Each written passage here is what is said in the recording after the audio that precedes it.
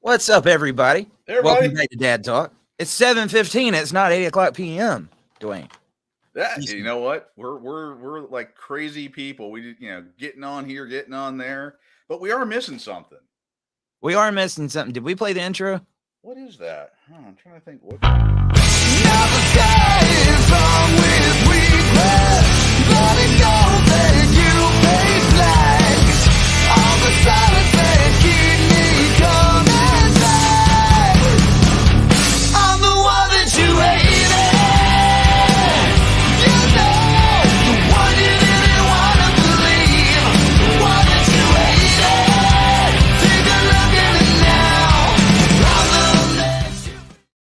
So That's what what is we're missing. going on, guys? What you up to tonight, Dwayne? Full disclosure, I'm working on a little intro teaser for the upcoming show you have here soon. Yeah, man. So we're on a little bit early tonight. My family is doing something that you made sure you were going to do. They're watching the new Avatar. And Oh, so okay. and I had a lot of work to catch up on, and I caught up on it, and I was just sitting here. I was like, I could just sit here, or I could go on and we could talk to the guys. Maybe Yeah. that way, if I get it done a little bit early when they get home, I'll go in, be able to spend some time. So how are you guys doing? And how do you like 2023 so far? How much different has it been for you than 2022 was? How about you, Dwayne? Like, Well, what is the big difference that you've seen this week that you didn't see last week? let's see. Boy, I'm trying to think. Let's see. I'm gonna eat at home. Nope. Um, let's see. I'm gonna Nope. um, Oh, you didn't exercise. I did not exercise. I was gonna get the And, VR out and start doing a little twerking, a little rocking and rolling, play some contractors. Did not do that again.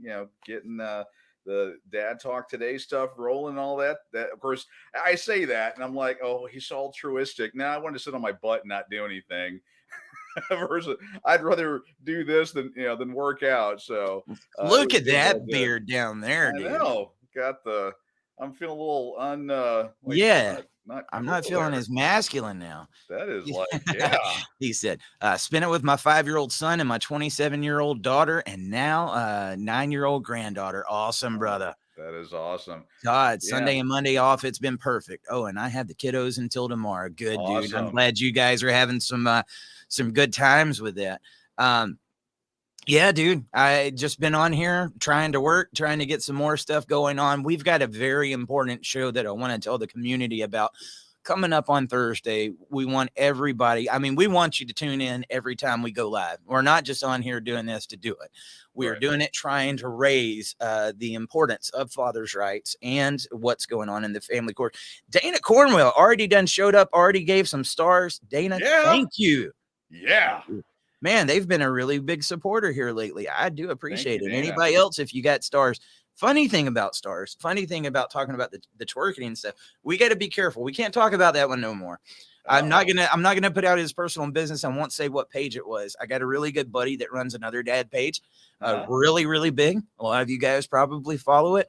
And he got hit earlier for saying something like I will twerk for money or something like that. Oh, It got in there man, as like really? inappropriate. Oh yeah. Those- It was very retarded, but his page has actually got a hold on it for saying something like that. And when he showed it to me, I was sitting there like, really? Wow, It's like, okay. I need to go back to the past episodes. I mean, like, dude, we're Maybe getting a so. time we're even Wow. joking about some of this stuff. Holy crap. Yeah. But Yeah. Hey, Austin, Larry's here. Got Todd in the house. All on right. to Mayor. Larry, what's going on, guys? We actually got a good bit of you on. So thank you for being here Thursday, guys. When getting back on track, what I was telling you, very important episode. The war on dads is very real, and we're going to show you how real it gets. A lot of times people hear us talk about these cases and they think they're isolated incidents, or we're just trying to find the shocking and sensational stuff. I don't have one. I don't have two, but I have 3 different families that have been on this show before that are coming together. It is going to be Jennifer Reed, the wife of Chad Reed. It's going to be Robert Mast, the father of John Mast. And it's going to be Maria Morris, the fiance of Justin Goolsby. All 3 who were killed at a custody exchange. Now, let me tell you, they all also have something else in common. What are they waiting for? Justice. There has not been any justice in those cases. The only one so far that we've kind of heard on is the Chad Reed case out of Lubbock, Texas. And in that case, the boyfriend actually got off scotch-free, man. That's kind of crazy. Yeah, I mean, getting into the laws and all that. Yeah, I was again doing some research, kind of getting things ready, and read that they dismissed the DA who would have jurisdiction to do that, dismissed the case and denied the case altogether. So I don't think there's really too many other options available to her, but just a bad situation all around. I mean, for all those and so many other cases. Let's see. We got Donnie on. I knew it was real when everyone knows about Gabby Petita, and hardly a word was ever mentioned about John Mast. Oh my God, Patty. My son was also killed during a custody exchange. Patty, you're the one that I'm supposed to be talking to. Let me say something real quick. Patty, I think get in touch with me. Send me a message on the page. I know who you're talking about, and I'm going to be honest with you, and I'm going to admit this on the screen. There has been so much going on that it has just been a whirlwind of trying to keep up with it. Oh my God, I feel so bad. I mean, we even posted, that was the CJ. I think I want to say his name was CJ Sayers. Is that correct, Patty? This one happened back in like February. And let me tell you what's going on with their case. We really need to get that one out there. When these murder cases go down, guys, the prosecution, defense, all of them come to them and say, look, you can't talk. Okay. You can taint the jury pool. You can't talk about this case. And they're told just to keep it quiet, keep it quiet. And I'm not a fan of that. And I'm going to tell you why. Because what happens is they wait from like February until later in on of the year, or 2 years, 3 years, 4 years. We've seen these cases just get prolonged. And what happens in the meantime, there is people talking about them. That's where a lot of the misinformation comes in. Right. And the family has to sit back and hear what's going on. And they're not ever allowed to give their 2 cents on what's going on. Here is a family that's waiting for justice, that lost somebody, and they're being told to be silent. And what happens? They wait. The publicity dies down from the case. And then what a lot of people do is they'll try to go back out there. Hey, I need the media. I need these people to cover my stories. And they won't touch it.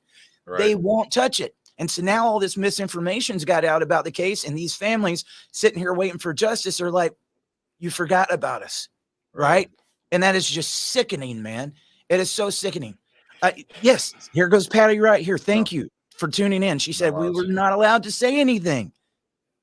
And dude, I even watched, like when I reported on that case, and I just made a simple posting kind of telling people, hey, we're going to be reporting on this case. There was guys that came in there saying what they thought happened in the story. And mom was like, no, that is absolutely not what happened. But again, that's how the misinformation gets out there. And that's why it's important for us to do stuff like what we're doing on Thursday, guys. Here is these cases. These parents are waiting for this justice. It has not happened. And our justice system is screwed, man. Nothing's gonna bring these parents back, but at least you could get some justice for these victims. And the kids, dude, they just had to go these holidays. All of those fathers on the holidays, the kids didn't have their dads, man. Well, and what happens is that, they languish waiting, for justice, and they keep getting put off and forgotten about. And then the DA gets a hold of them in 2 years and says, okay, a plea deal, so they can get it off the desk, because the heat, the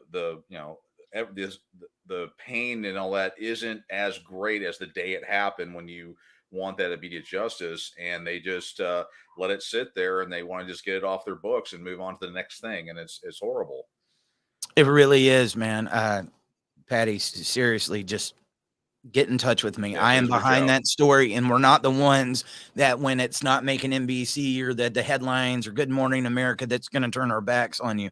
And what I think needs to happen, Dwayne, the sad thing is I've had attorneys that know that I am reporting on these cases come to me and say, Eric, I need the statistics on custody exchange murders. And I'm like, I do too. Yeah. Who's doing them? And they're like, you don't know anybody that's doing them? No, I don't. Yeah. No, I don't. And do I know? Even if they did it, we know how this stuff goes. Yeah. They're going to make sure that it's skewed in some way. I mean, yes, I'm talking hypothetically, but a lot Tinfoil of hat times stuff, but we're not going to get the clear picture on that, Dwayne. no. No, I mean, with the one here that happened here in Arlington, I will bet anything that'll just be marked as a killing or something, just a generic killing that occurred, not the reason for that. But I mean, if you do a simple Google search for custody exchange murders, it'll blow your mind. How many, how often, who it happens to, who does it. It's just getting that time to sit in there and calculate or get all that information in writing. And then, of course, once you come out with it, everyone's going to, question the statistics, and no one wants to use the information because it's not from the CDC or a reputable source. But no, I mean, for anyone that wants to know how prevalent this is, do a simple Google search of custody exchange murders. It will blow your mind. And that's what happened a couple months ago. We were having an off-air chat about that, and you said, I didn't know until I did it. And you asked me, hey, do a Google search. I'm like, yeah, what, maybe 5 or 10. After like page 20, I'm like, I can't do this anymore. Dude, you gotta go deep into this to find out what's going on. And I'm going to tell you, use a different search engine. Use DuckDuckGo versus Google. See how much different your results are. To find what's going on, guys, you have to find. I mean, you got to really search deep. Donnie Castro, he's got a good question here. He said, have any state legislators in these states spoken on these murders? If so, is there a definitive plan to address and hold the family courts accountable? Dude, it reminds me of that 90s song, The Dope Show, when they said, we love you when you're on all the covers. When you're not, then we love another. Right. They do. It is, dude. They love you when you're on all the covers. When you're not, they love another. And that's what the mainstream media does too. Instead of trying to see these cases through, now, if they get national media, they'll get behind it and they'll fight behind it 100%. But that's about it. There is so much of this happening, guys, and these guys should have somewhere to turn to. Where do these families go to, Dwayne, that are now grieving, that want some resources, that want some justice? Where do they turn? So far, Dad Talk Today. I mean, other groups have been talking about it off and on, but from where I'm sitting, maybe I'm a little bit biased, but where I'm sitting, you've been talking about it for a while. And there's not really, so off the top of my head, there's not resources that you can go to. I mean, you can get with the DA as far as the legal aspect of it and wait around for 2 years as they tell you not to talk about it and then offer you a plea deal at the end, or potentially some self-help groups. But this is something that people don't talk about. It is, dude. And, this isn't something that I ever thought I would be talking about. I would have been the last person. I thought it would have been Barbara Walters, that just sadly passed away. An amazing journalist, by the way, that I would like, just make sure that she gets mentioned on this. But those type of journalists are now gone. Media has become sensational. And that's another thing I don't understand about it. These cases are sensational, and they do get people's attention, but they just still don't want to touch it. I never thought I would be reporting on these dads that are showing up to get their kids, and then it's the last time that they're on this earth. The family courts have spilled over and gotten that evil, guys. And that's where we say they go into the family courts with conflict, and we should take them in there, help them co-parent or whatever, and try to decrease the conflict. But we just escalate the conflict. And then because we made our money, whatever you do now, we don't care. We don't care if it affects kids. We don't care, whatever. We got our money, get out. Literally. That's it is what it is. Because after that, if you got contempt of court, if you got any of these other things that's going on, if you're a dad and say, look, I feel like I'm going to lose my life when I go to this custody exchange, see how many people step up to help you. Yeah. They don't believe them until it's too late. Until it's too late. Yeah. They don't believe them until it's too late. And so that's it, man. If you're one of those fathers, where do you go? And if you're one of these families that is now grieving, well, you can't talk about it.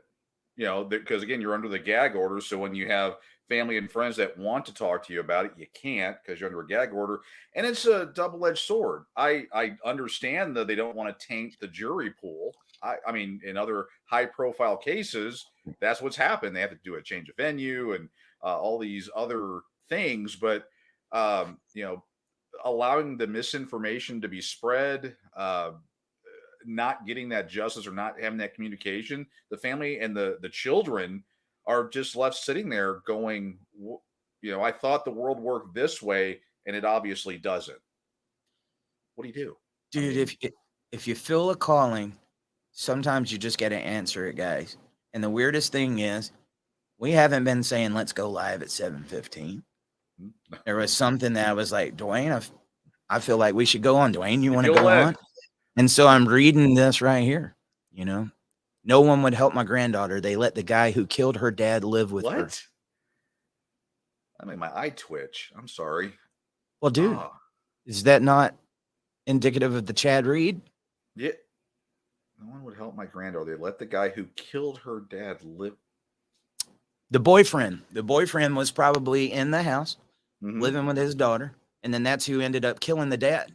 And the child spent the majority of the time that with somebody that would end up murdering this child's father. Now think about that, guys. Think about that. That is so sick. And then they tell you that you're not allowed to talk about it. Right. It blows my mind. Like, I don't know if you saw, it was like on David Harris's page earlier, and he was talking about the Younger case. And they're all talking about Younger's case now because I guess the Supreme Court sided with mom or whatever. But I'm so mad because where were you guys last year and the year before? I'm not going off on David. I talked to David at CPAC and was telling him about Title 4D and several other things. And he was just looking at me like, nobody's ever told me this. I said, dude, it's true. And they look at you like you do get the tinfoil hat on, right? Oh, yeah. You can tell when they are genuinely hearing about how messed up the system is for the first time. And so I commented on there. I was like, look, dude, this has been going on for a long time. We've been sounding the alarms. And I hate to tell you, this isn't just a problem with the left. So don't say that it was a problem with the left. The right knew about it as well. And they all tucked their heads in between their legs and acted like they didn't see anything that was going on. Why? Because most of them are attorneys and they don't want to fix this system. Oh, no. They want it to keep operating as is. How can we make money? Oh, the Jeff Younger case again. You know, California actually yesterday. Oh, what we got here? She didn't live with the guy who killed her dad until after he died. I was so upset. Patty, absolutely. Tomorrow night. Can you do tomorrow night? How about let's just go ahead and do it that way tomorrow night? If you'll get on here, I'll have you. Yeah, please. Yeah, reach out to Eric. Yeah, set that up. That is. If you can do tomorrow night, we'll do tomorrow night. If not, I mean, I can do it. I got something going on Thursday, but maybe we can get you in there on the Thursday. Just that you'll message me. Maybe we can get you in there.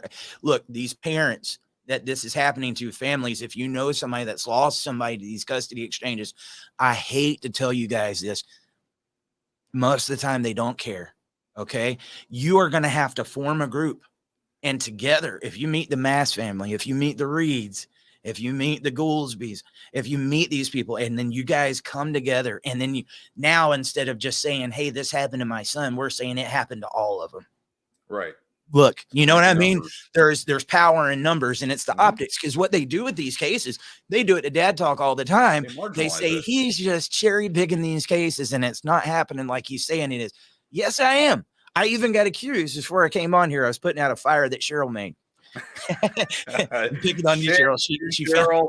She found a meme on Twitter where this girl said, if I get $800 a month in child support, $700 is going towards me because the kid don't need that much and I need to look good.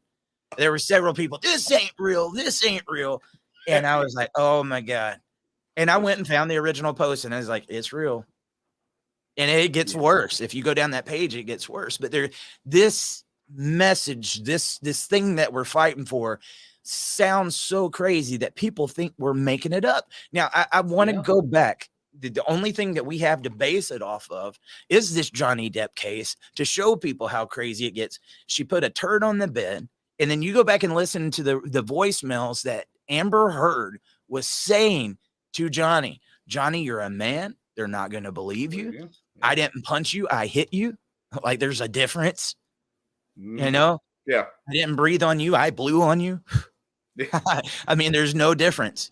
But you go back and you listen to Amber and everything that was going on, and most people, if they wasn't seeing this unfold, in front of their eyes, they would think this is a made-up fairy tale. It does get that extreme, and that's why these cases are so dangerous, because when these guys go for help and try to wave the flag, people are like, dude, he's just got to be making this up. They're not making it up. Right. Yeah. Well, I mean, think about it. Before you went to family court and dealt with that, could you have believed a tenth of what goes on? I couldn't believe it. I thought it was like Matlock, like, Judge Judy, like, justice is served. You come in, they come in, you put the facts out there, and things work the way they're supposed to. If you would have told me 10, 15 years ago that this is how it worked, I would have said you were crazy. I still think people are crazy sometimes. Ardent Bull on YouTube. I'm going to give it to you, brother. He said, I have a family member that the mother would make up excuses why they couldn't take their kid for their custody every time they showed up. The mother would then tell the kid that the dad doesn't care. Yep. That is not uncommon. That is not uncommon with family court cases. That is like one of the more common things that's going on out there. And that's what they do. I told you, dude, like when I was going through this, I had a torn ACL. I couldn't walk for months in a wheelchair. Yep. And seeing stuff about he hadn't seen his kid in a month. He doesn't care about him. Oh, and it's like, good and well what's going on, but it's what they can make people think. And unfortunately, the Mighty Mouse syndrome, people that want to come and save the day, thinking that this person is a victim, is so strong that there's people that believe it. And then that's what they do. And the kid doesn't know that mom. Oh, no. She's not going to show them the text messages where dad was asking and that mom was interfering. No, she's not going to tell them that part. And all they know is the reality of what mom's saying. Daddy wasn't here to get me. Right. Look at Katie Haas. Go back. There was an alienated kid for 20 years. And then she thought her dad didn't want nothing to do with her. And her mom had gave her all these stories. And dad found her. He was searching for her. He wanted her to know what was going on. And even now, she sees mom tore her apart from her mom's own side of the family, her stepdad's side of the family, her dad's side of the family. Nobody is good according to mom, but she still has a loyalty conflict because all she knows is what mom's told her all those years. And she's got more questions like, are you telling me the truth, Dad? You should have fought harder for me. I'd say when you see these situations, there's going to be times, Dwayne, and we got to start giving what protects our guys, not what the world wants us to say. Okay. I'm just going to say this. If you feel like you're in this situation and you need to step back, you do what you got to do to stay alive. That's it. I forget about the stereotypes, forget about what everybody's going to label you. I know what the family courts are going to say, but if you say, look, I knew something was going to happen if I go to pick up my kid, look at all the people that it's happening to, and you're not doing anything about it. All these families where these guys reported how dangerous it was going to be and the courts and the police didn't do anything, there should be lawsuits, brother. Oh, if you ask me, there should be lawsuits. They should be shutting some of these offices down. They have civil immunity. No, John said, and I think it's actually in the records that John's murderer came out and said, "I'm going to kill you." I mean, it was said multiple times in different venues that was going to happen, and everyone just said, don't care.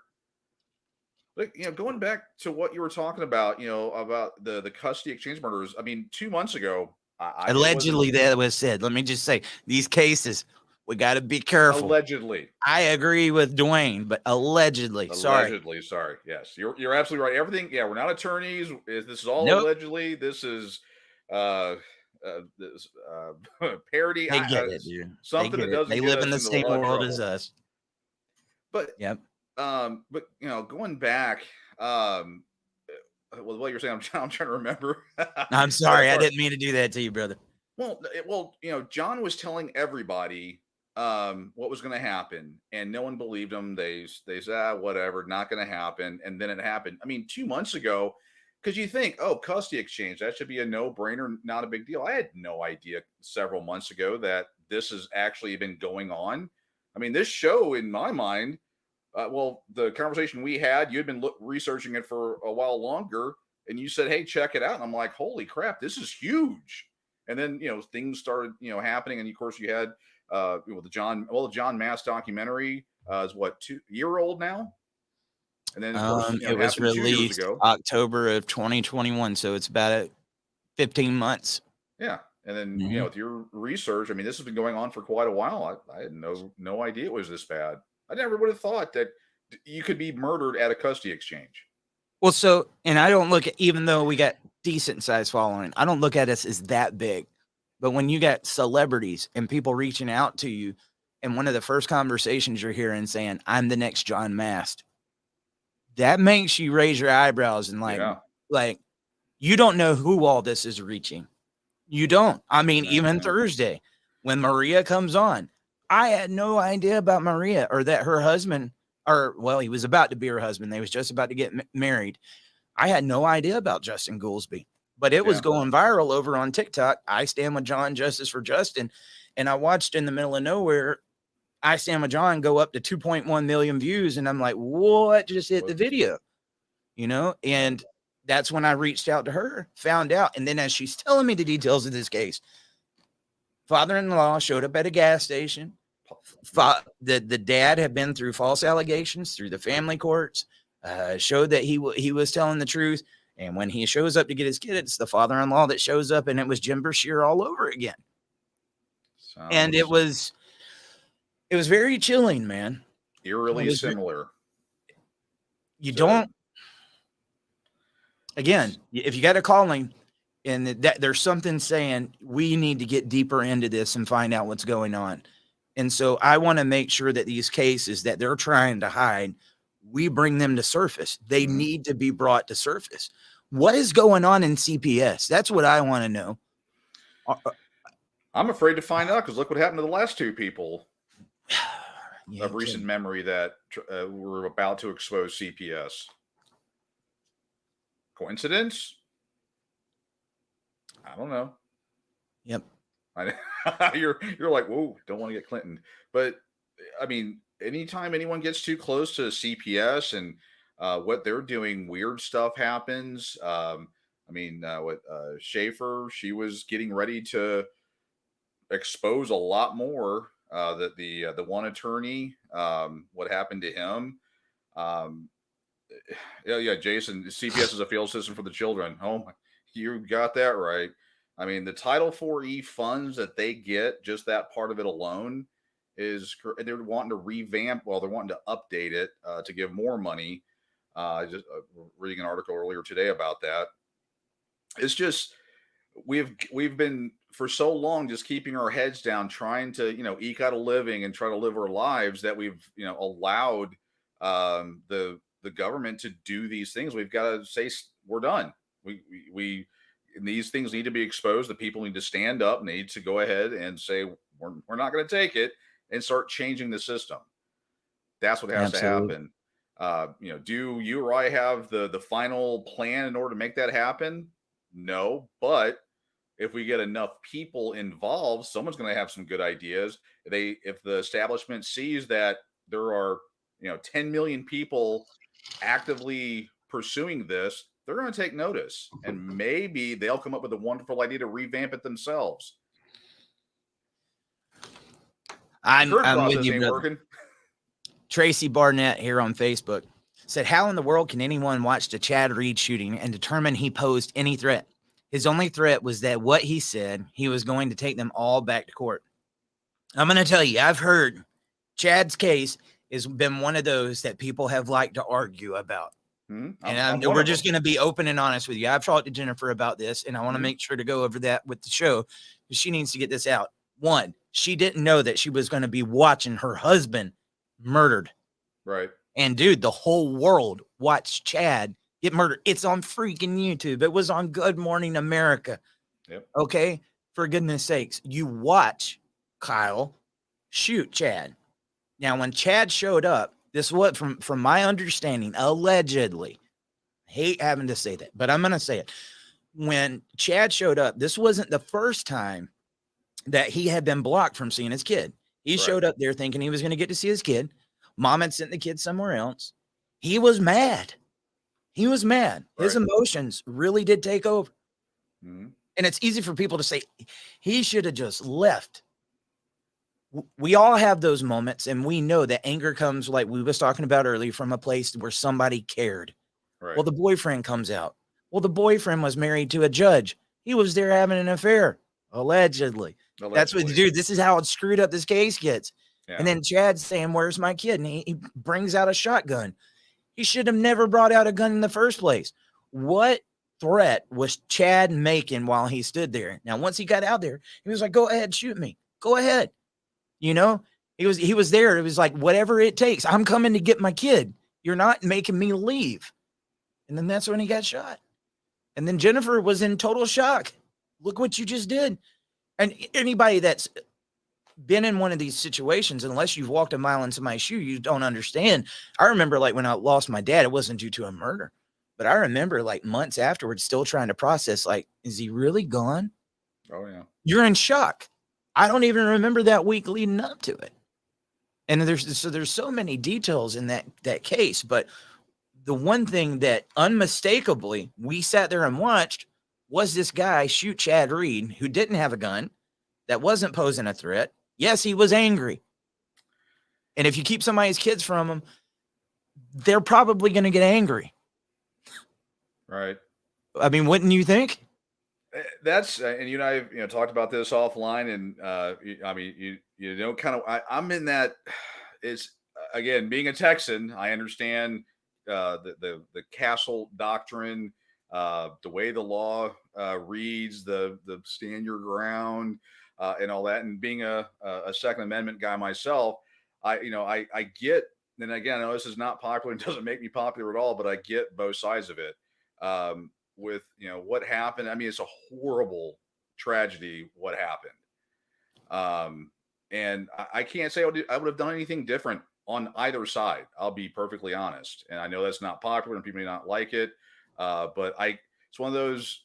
And again, I'm always one of those reasonable people that I try to see every side of a situation. Well, you got to. With this movement, we got to make sure that we're not just saying it's just about us, because that's what the other side is doing, right? Right. And so you got to look into the case for the whole thing. And so I have done the same thing. I've tried to break that one down, understand it. And I think I would agree more if he was the husband, he lived there, he had something going on. Here is a guy having an affair with a judge that was there getting involved in matters that had nothing to do with him. Chad was not trespassing. He was there to get his kid. Right. I understand it, though. I think we have a responsibility to tell the audience. And I think Chad would want us to do this. If something like that was to happen, guys, and the emotions are getting heated, live to fight another day. Leave. Walk away. I mean, leave, because what you saw happened is what can happen. Take it seriously. Yes, your emotions is, you know what? Get in your car and scream to the top of your lungs, F this, F that. Like, I can't believe they're doing this. Do whatever you got to do. Let it out. But just get out of there, because now we're watching somebody that shot somebody on video get away with it. Right now, he's getting away with it. Right. And the family, the children, everyone that saw it, everyone that's involved. I mean, all those people, were involved with that, and they have to carry that with them the rest of their lives. And it's just something that shouldn't have happened across the board. Again, I'm working off the information I have. There may be new information that comes to light, again, it's a tough situation. I obviously, when she's on this Thursday, I know she'll talk about that. We'll see kind of how the conversation goes, and ask some questions and see what happens.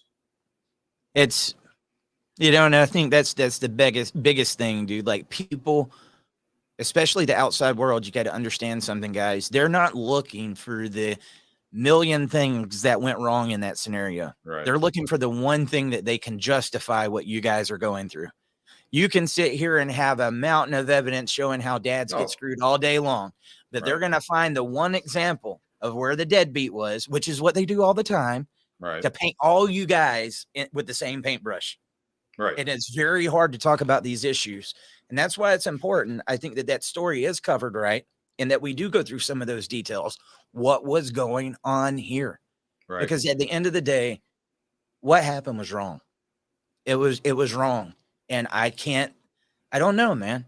You know, we don't know what it's like to be in those shoes, but I will tell you guys now, you see these cases, you see what's being reported. If it gets tense, don't stay there. Disengage, get away. Disengage. And I'm going to go a step further. If you feel like your life could be threatened when you go to pick up your kids and the judges and the attorneys and the police department don't want to do anything about it, don't go. Yeah. I'm not an attorney, but if you say I'm going to lose my life, we need you here to fight another day. Right. You're not. I'm putting my neck on the line just saying that, even though I'm just a podcaster. But do we, at this point, Dwayne, say what we need to say? There's people that talk about bulletproof vests and protective helmets and stuff like that. We shouldn't be having those conversations. No, we shouldn't. But Tyrone Garland was shot in the head. Yeah. What good would a bulletproof vest have done for Tyrone? Yeah. I mean, the family court system has created an environment to where these items are discussed and on the table. That's ridiculous. A family breaks up. The courts, part of their job is to de-escalate, remove conflict, and let these families go on and repair and move on to the best life they can have. That's the way it should be, not create conflict for profit. And we know they like to do the latter. And they love it. They love it, dude. $60 billion a year industry would say that they've chosen where they're going to go. Absolutely. Mike G on YouTube said, I was assaulted by an ex-girlfriend, punched, and a red mark beside my eye. Called police, nothing happened. I had to leave the hotel room that I paid for. Imagine that. And what happens in those cases when you reach out to the people that are supposed to step in when situations get a little bit too muddy? Most of the time, if you're the dad, dude, you just need to go ahead and leave. You need to do this. It's always going to go back on him. Oh, yeah. Whether it's in society, whether it's with the law, whether it's inside of the courtroom, it always seems to go back on him. Now, I want you to go back again to the tagline of this video, the headline. The war on dads is very, very real. This isn't something to promote victim mentality or make it look like, look, we're so bad. Dude, one of the things that gets on my nerves so bad is there is going to be sometimes when the guys win their custody case. And they'll look at these other guys. They're worse than the opposition and the feminists, dude. They'll be like, I got it. If you just do what you were supposed to do, you'll get it too. Yeah. And I'm like, oh my God, look at Superman here. You think because you got a good case that everywhere else in the world, or the United States even, is going to be just like yours. And these are people that can't see outside of their own situations. They are that jaded, dude. Well, here's the question I would ask. Who was your lawyer? Had they paid enough to the judge's reelection campaign to ensure that you won? Was there other financial incentives? I mean, good point. There's other pieces in there. I mean, again, that's one of those when someone says, I got 5 minutes to do X on this custody case. What can I do? And I have to throw out all the logical, hey, we should feed the system. We should, you know what? Find out who the law firm is that paid the most to your judge's reelection campaign and get them. That's the short-term answer with a long-term repercussion to it. Absolutely. Eric Kramer on YouTube said Jeff Younger cares very much about his sons, and that's obvious to anyone who has been following that case. Who knows how many times they and Jeff have cried themselves to sleep. Dude, that is just one of those cases. Like, at what point do you say, I mean, that dad has went above and beyond, and now it's, guy ran for office. It's bad enough to be going through these cases as a regular dad. Imagine your case being all over the news. National news, yeah. National news. International. And then it ended up, it's not just inside of the family court anymore. It's politically motivated. They've made politics out of it. So there are so many different elements to that case where it just keeps getting nastier and nastier. But he keeps fighting, dude. He keeps fighting. And I'm going to tell you, I watched his... I don't think he'll get mad if I say this.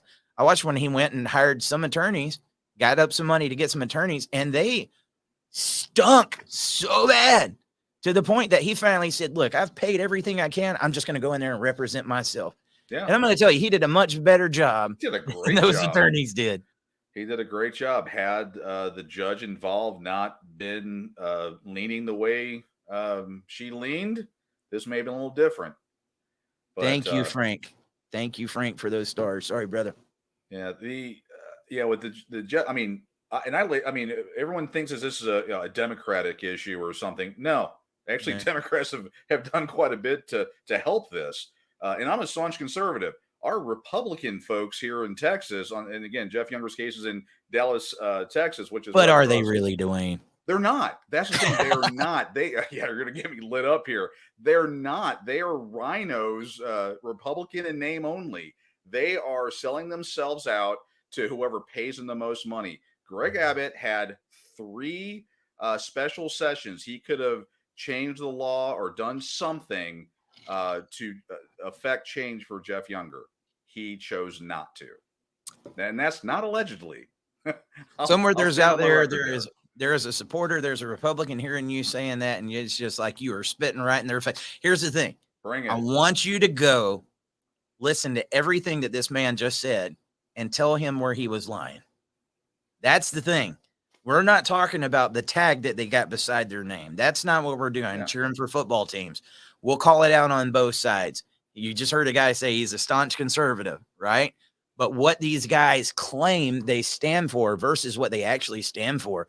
I'm going to tell you, dude, I got a little discouraged. You know, I've done a lot of the political conferences, and then I started feeling like I was going to a Republican Comic-Con where you're here to take pictures and we're here to talk about the same things you say you're always going to fix. Yet they're still broken. So I need money. I need money, money, money. So you can make my life better, right? At what point do we start calling out the BS political rhetoric that's going out there and demand you guys need to do something? We're not going to take it. The D. Snyder element, we're not going to take it, even though I don't care for his politics one bit whatsoever. Yeah. We'll get onto that at a different time. In our local race for district attorney, we had a Democratic challenger. Well, actually, the seat was being the person who was in there was retiring, and we had a Republican challenger and a Democratic challenger. I went back using newspaper searches and everything and researched both of these candidates. Hands down, the Democratic challenger was by far. She was a Republican. I mean, if we're putting names on it. She was hard-nosed. She put bad guys away, and they stayed there. The other guy, the last court case he had, he basically wrote a warrant for the guy that he didn't appear, and the guy standing right in front of him. But that's a whole different story. But one of the funnier ones that they would make these silly ads that would always come out, and he was talking about how he was going to reform bail and all that. And the DA role here in Tarrant County is they have nothing to do with that. And I called it out. They removed my comment. They shut this down. They tried to get me removed. And I'm like, guys, I mean, and people were believing him. I'm like, don't believe me. Go look up what the district attorney's job is and what he's saying he's going to do. You know, that's like me as a hall monitor saying I'm going to fix the deficit. Well, my role ain't got the power to do it. I tell you, man, one of the crazier moments was knowing about this Younger case that's been getting all this different media play and them telling Jeff that he's not allowed to talk. And then at one of the court meetings where they did get some court watchers in, I'm sitting in the background working while this is going on. And then I look up and the podcast is on the court case where he was speaking out. But that is an example of a guy that was told not to speak. Oh, yeah. Not to do anything. And he didn't listen. He didn't comply. And I'm going to tell you, that took some balls, man. Oh, yeah. That took some major grapefruits to get out there and do what he did, even that with UNT. And, dude, if after everything he's done, this is still what he's going up against, at what point do we keep promoting that system? And I would challenge or take that question to himself. Like, we've got to do something different. As I was saying earlier on my personal profile, it's time for the will to be reinvented. I've been told for years and years and years, Dwayne, as I was doing this, like, whenever you go in there and to talk to these lawmakers, make sure that you don't mention dads, because look, they're not sympathetic to you. You got to do it this way. But whatever you do not mention the word men, don't mention dads, don't mention fathers. And yet we expect it to get better. Could you imagine somebody going to Martin Luther King and saying, don't talk about black people? Don't do it. We're wanting to get equality for black people, but don't mention black people because they don't like that. That's what's been done for us. I mean, we've been fugabooed, as Cornell Smith would say. TM fathers, don't talk about fathers. If you want it to get better, you gotta make it look like it's more equal. It's not equal. Right. Stop. They want you to shut up and sit back and keep doing what you're doing. I mean, they're gonna say and do whatever they can to make that happen. We need more Jeff Youngers. We need, which, by the way, to my knowledge, Jeff Younger has not been arrested or called back to court for refusing to honor that gag order. So that it appears allegedly to be unconstitutional, which I believe other courts have come down and said that gag orders are unconstitutional. But at the end of the day, in family court, judges are God, and that's how that plays out. Anyway. Don't let me forget. Well, let me tell you something, brother. I got to get a plug in that says allegedly. Allegedly. Yeah, we need to, at the beginning of every show, allegedly, we're not lawyers, fashion conscious, those little quick hits. Yeah, I mean, Jeff Younger, God, he's done so much to try to defend his son, and he has had so many lies. I mean, they have smeared him, spit on him, threatened him, punched him. He tried to run for a seat up here, talk to all the Republicans, and they we didn't know, and then after they found out, then it was we're going to do something, and they did nothing. It's what they do, man. It's 100%. Jason Lim Batson doing it. Well, we do. He said, I took my 7-year-old daughter getting hurt on Friday for CPS to do anything. I've been telling them for months my kids were going to get hurt. Are you guys reading this? This is some of the stuff that I've been talking about. They will tell them, one of the things that you can do, if you can find somebody that used to be a part of that system and get them to speak out. I've talked to some of the former CPS workers, and they said, look, dude, what it was is like they are supposed to mean well, but they'll have like 2 or 3 of us to this huge area, and we are forced to end cases so that because we constantly got more coming in. So that's why you see cases that need more involvement, not getting any involvement, and the ones that didn't need any involvement, getting all the involvement, right? Because these guys are just pressured. You got to hurry up. You got to shut this case. You got to shut this case, because we know that the system doesn't want to actually pay money for things that need to be looked into. So that may have all false allegations.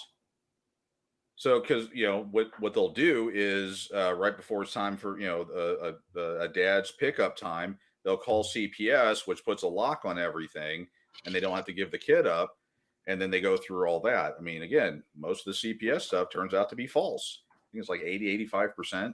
It's ridiculous. Dude, it's very serious. Go ahead. Well, CPS, they get paid money for every kid they adopt out. I mean, that's their incentive. Oh, yeah. It's their Title 4D, right? 4E. Yep. That's they're incentivized to get kids transferred out to other parents. That's how they make their money. If that's how you make your money, doesn't that make you do that more often? I mean, for anybody that wants to know more on how that operates, I would challenge you, go to YouTube. Okay. We already had some people that said, I went and watched The Red Pill. I went and watched I Stand with John. Oh my God. All right. I got you. Go to Dad Talk Today and look up Sheriff Richard Mack. Oh yeah. Out of Arizona. That one will get you fired up. He was a former sheriff. Arizona, I don't know what's going on with CPS out there. It's a mess. See, Arizona seems to always be in the national headlines anyway. But they took his grandkids. And so he's a little ticked off about it, but go check out that was a great interview. This one, I'm going to make a little bit of humor. We're going to try to laugh a little bit. But as soon as I see this name on YouTube, the only thing you remember, the little kid, this has been about 10 years ago. His name was Mateo. His mom's talking to him. And he's like, Linda, listen. You're not listening to me, honey. Linda, listen. But this is lady's name. Listen, Linda. Listen, Anyway, Linda. she said, is there anyone in Canada with a channel like yours? So many stories need to be exposed here too. I'm a huge supporter of your channel. I am an alienated grandmother, devastating experience with parental alienation in Canada. Let me tell you, I would say Canada is probably the number 2 country that tunes in here at Dad Talk. In Australia being a very close third, they might. Australia and Canada is pretty close. Are they Then down under? England- Oh yeah, They down under number 2? yeah. But dude, I mean, what I'm saying is, I know tons of alienated parents there in Canada, and that's something that we've heard a lot. We want Dad Talk in Canada. Well, you got it. We're here. One thing about it is when you go to these different countries, as I'm sitting there talking to Australia, they're telling me how their system operates, and I'm like, dude, it's the same thing here, but we call it a different thing. What is your Title 4D? You need to find out what your Title 4D is. I would say the same thing in Canada, but the system is going to be called different things, but they might be operating the same. Now, what I would love to do here at what's today's date? January 2nd? January 2nd. Yep. January 2nd, 2023, 8:06 Eastern. I would love for you guys to find out a way, if you will get the resources, and when I say resources, money, okay, to get an airplane ticket up there, to get me some cameras and stuff, and I will come to Canada when it's not wintertime, and we will expose this problem. Okay, but I want the research. I want to know what's going on. You got a limited time. Let's get it all down. Let's get a plan. We will come there and we will help you guys. And I extend that to every other country in this world. This is not just a fight that we are fighting here in the United States. And I wish you guys here in the United States, when you're talking about, you feel like the legislation don't care, the media don't care, people aren't listening to your stories. That's exactly how these other countries are feeling right now. Mm-hmm. Yeah. And guys, we can't just say that these people don't care when we don't care. Let's get this a worldwide movement that's never really been done. But if we start locking arms and you guys start organizing, like, look, we are here to help you and I want to help. But what I need you to do is help me help you. Right. I've seen Jerry Maguire. I know that one. Help me, help you, help you, help me. Right. And then we'll be there. I promise I'm not going to charge you a dime, but I can't spend my money to do it. Yeah, because then we'd be flying all over the place, and it is expensive. I'm thinking something circa July, August, September. It's just thrown out there. It's going to be Canada, but actually, if you go to pissoffparents.com, not to plug my own stuff, but under the books articles, there's a number of articles about Canada and other countries as it relates to the United States. You can actually do comparisons on a lot of different data. So give you an idea of who's better. I'd say who's better, who's worse. They're all bad, but where they all fall and get additional resources from there. But yeah, Canada. Oh God, there's some stuff out of Canada that's just insane. Absolutely. But again, it mirrors America, it mirrors Mexico, it mirrors Australia, Finland, Germany. I mean, and the thing is other countries they've copied a lot of what the U.S. has done because they saw the moneymaker, that it makes so much money. And then the United States has looked at a couple of things that other countries have done and said, I like this. And you don't want to judge them. If it's happening anywhere, it's bad. But I mean, from what I hear, like, Canada's bad, but it's not quite as bad as the States, right? It's very similar, but it's not quite as bad as the States. And then you go England. England's way worse than the States. You go to Australia. Let's go up even further. Yeah. But it's one of those things, in order to be able to represent you guys the way it's needed, we need research. We have to learn a whole new system, right? And that's not saying that Dad Talks got to be the one that does it for your country, but I tell you what, I would love to. I would love to come up there and help you guys. Yeah. That's what I said. If you guys will help me, I will come there, we'll expose it, and we'll do it in a way that nobody else is going to do. Let's get out the facts and stuff for your country. But that's what it's going to need. It's going to need some organization. And then maybe we can give you guys an outline. This is what we did here. You guys do that there. And then when we call upon you, we want you to show up. And if you do the same, we'll do the same. That's organizing. That's organizing. That's becoming a worldwide movement. Powers combined, brother. I need a Captain Planet ring. You should get one of those. Yeah. I was thinking Wolverines from the movie where the foreign invaders landed and they all got together and fought them. Patrick Swayze back in the 1980s, they redid it with Chris Hemsworth. a foreign group landed in the United States, and these Wolverines, this high school group, go after them and beat them. So anyway, I digress. Back in the day, X-Men was like heroes, Marvel comic book heroes. Now it's X-Men. Yeah, X-Men. I got to stop. I'm riding the line. Frank Christopher. I am now 10 years alienated from my oldest and 5 years with my youngest. The courts are only here to destroy families due to the court's narcissistic incompetence. Yes, they're there to do it for money. Yeah, it's the narcissistic part. Yes, the incompetence. No, this is a well-oiled machine. It is designed to bring you in, drain you dry, mess you up, and then boot you out the door. That is what it is set up to do. And absolutely, it's doing a really good job. We got Kentucky. Actually, you ask Kentucky how the equal shared parenting law is working out there. They've had it for 3-4 years now. Yeah, that'd be interesting to hear. And I've heard from some of these other states too. Like there's things that people think on the outside.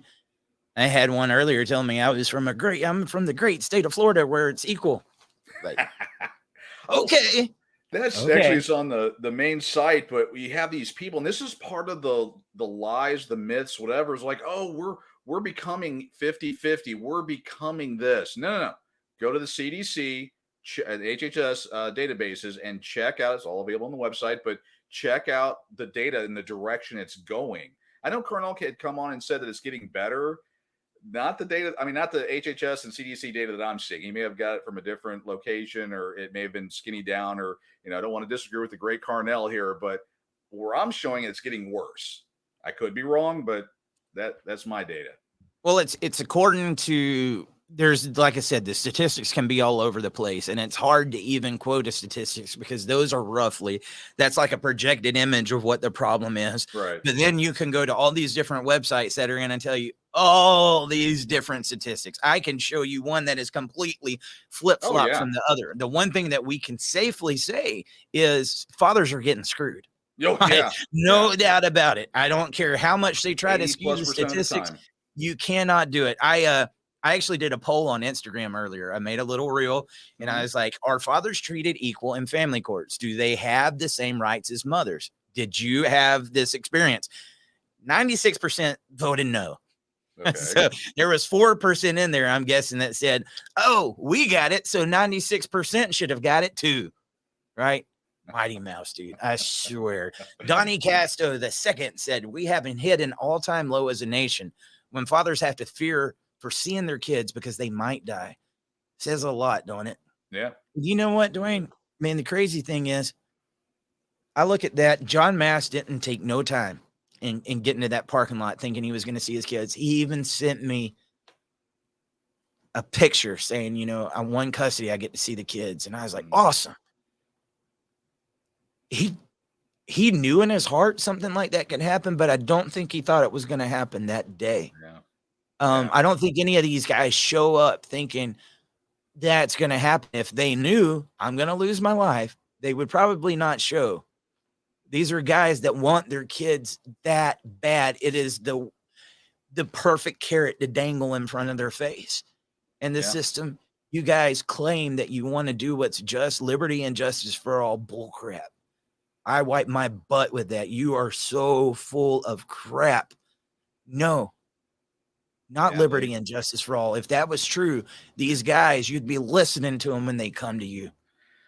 I'd say in the justice for all part, it's more the Metallica verses. That's right. That if you ever listen, I listened to Metallica. I've listened to Metallica since I was a kid, when they came out in 1982, I think.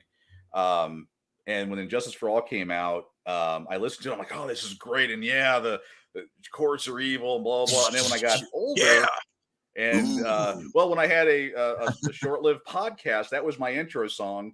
Sorry, Lars. Don't go after me, but that was my intro song. You shouldn't have admitted that on here.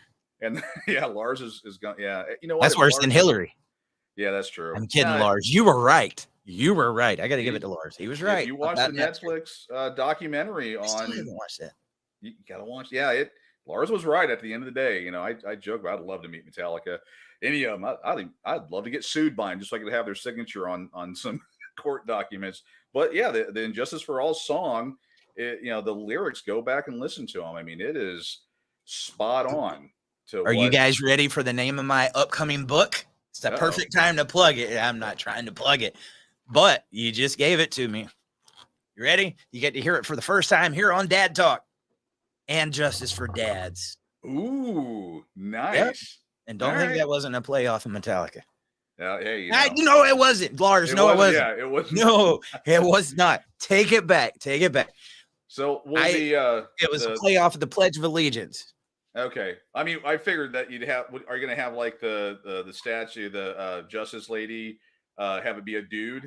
Well, it's the perfect. Look at that cover of Van Justice for All, man, with the scales of justice, right? I mean, it really is that. And it was that heavy metal, rebellious attitude that I had in me from being that rocker when I was a kid that makes me think I could do something as foolish as go up against Goliath, right? So to some people, that's going to look like ego. But you know what? I might go down swinging, Dwayne, but I'm going swinging for the fences. I think that this system can crumble. And dude, could you imagine what that day is going to feel like when we can actually sit there and say, oh my God, we did it. We did it. And the sad thing is you're not going to get rid of these cases altogether. Like if somebody gets killed or something, you're not going to get rid of that altogether. There's going to be stuff that's going to happen whether the system exists or not, because there's hatred in people's hearts. You're not going to get rid of hatred, but they can minimize it so much more, man. Right. Yeah, you're not going to 100% across the board. Everything's equal. Everyone's going to be happy. I mean, we're all human. It's going to happen. But to have it done so maliciously, so out in the open. I mean, we have video recordings where the judge knew they were being recorded saying certain things that, you know, I don't care. I'm God in this courtroom. I'm going to do this. I don't care.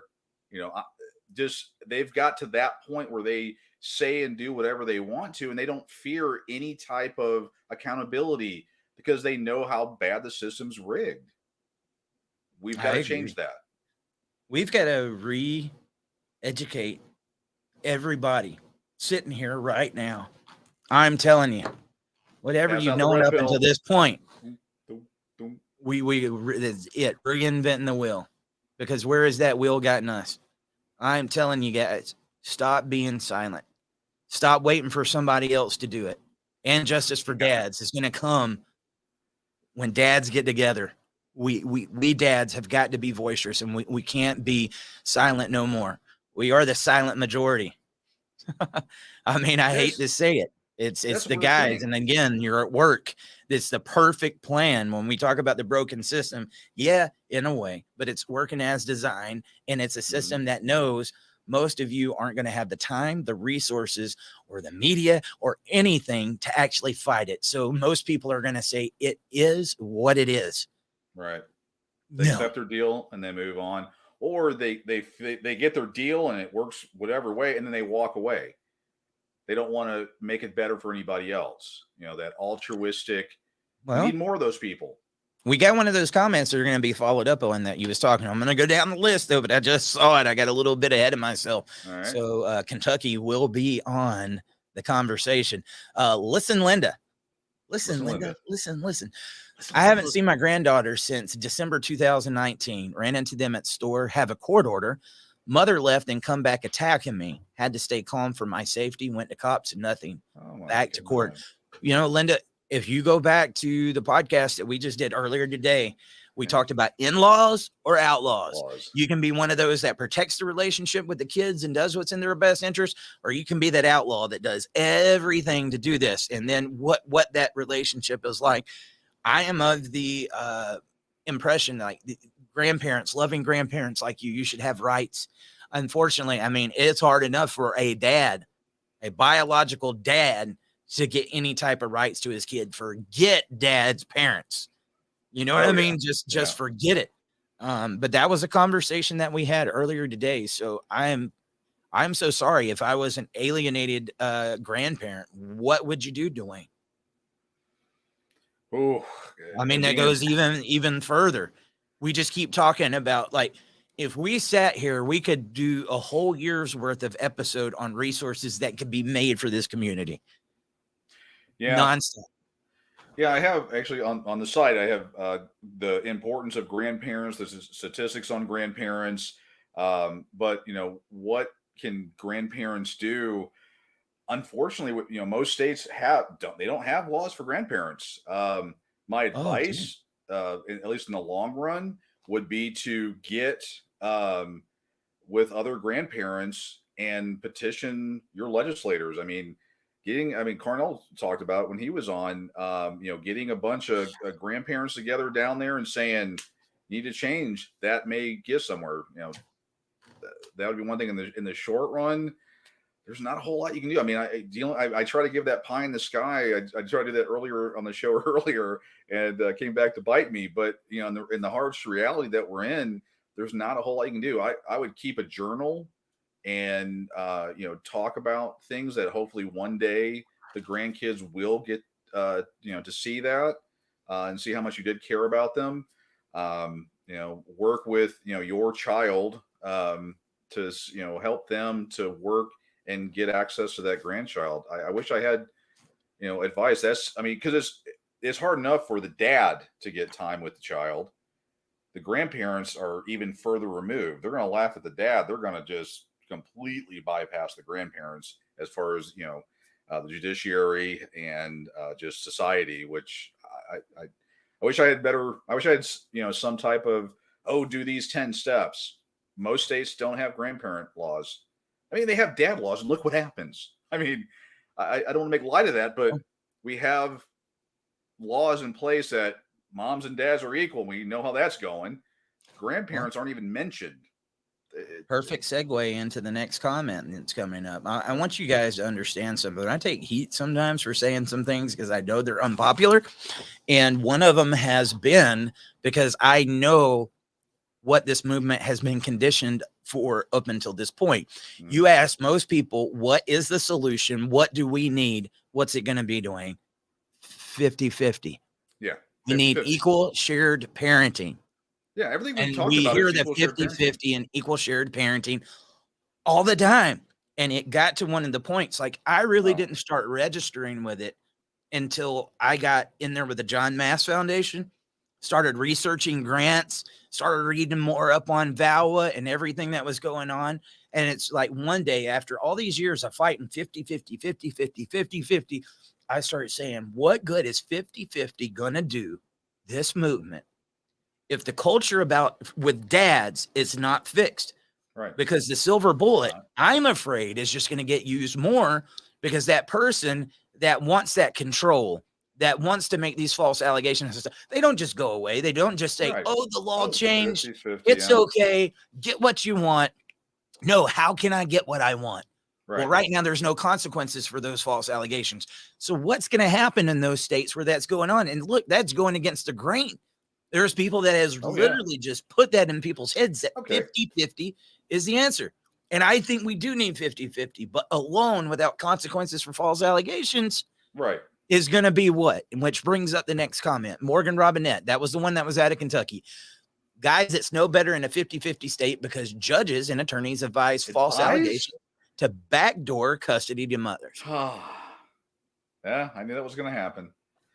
Thank you for speaking up, Morgan. Yeah. Thank you for speaking up because that was what my fear was.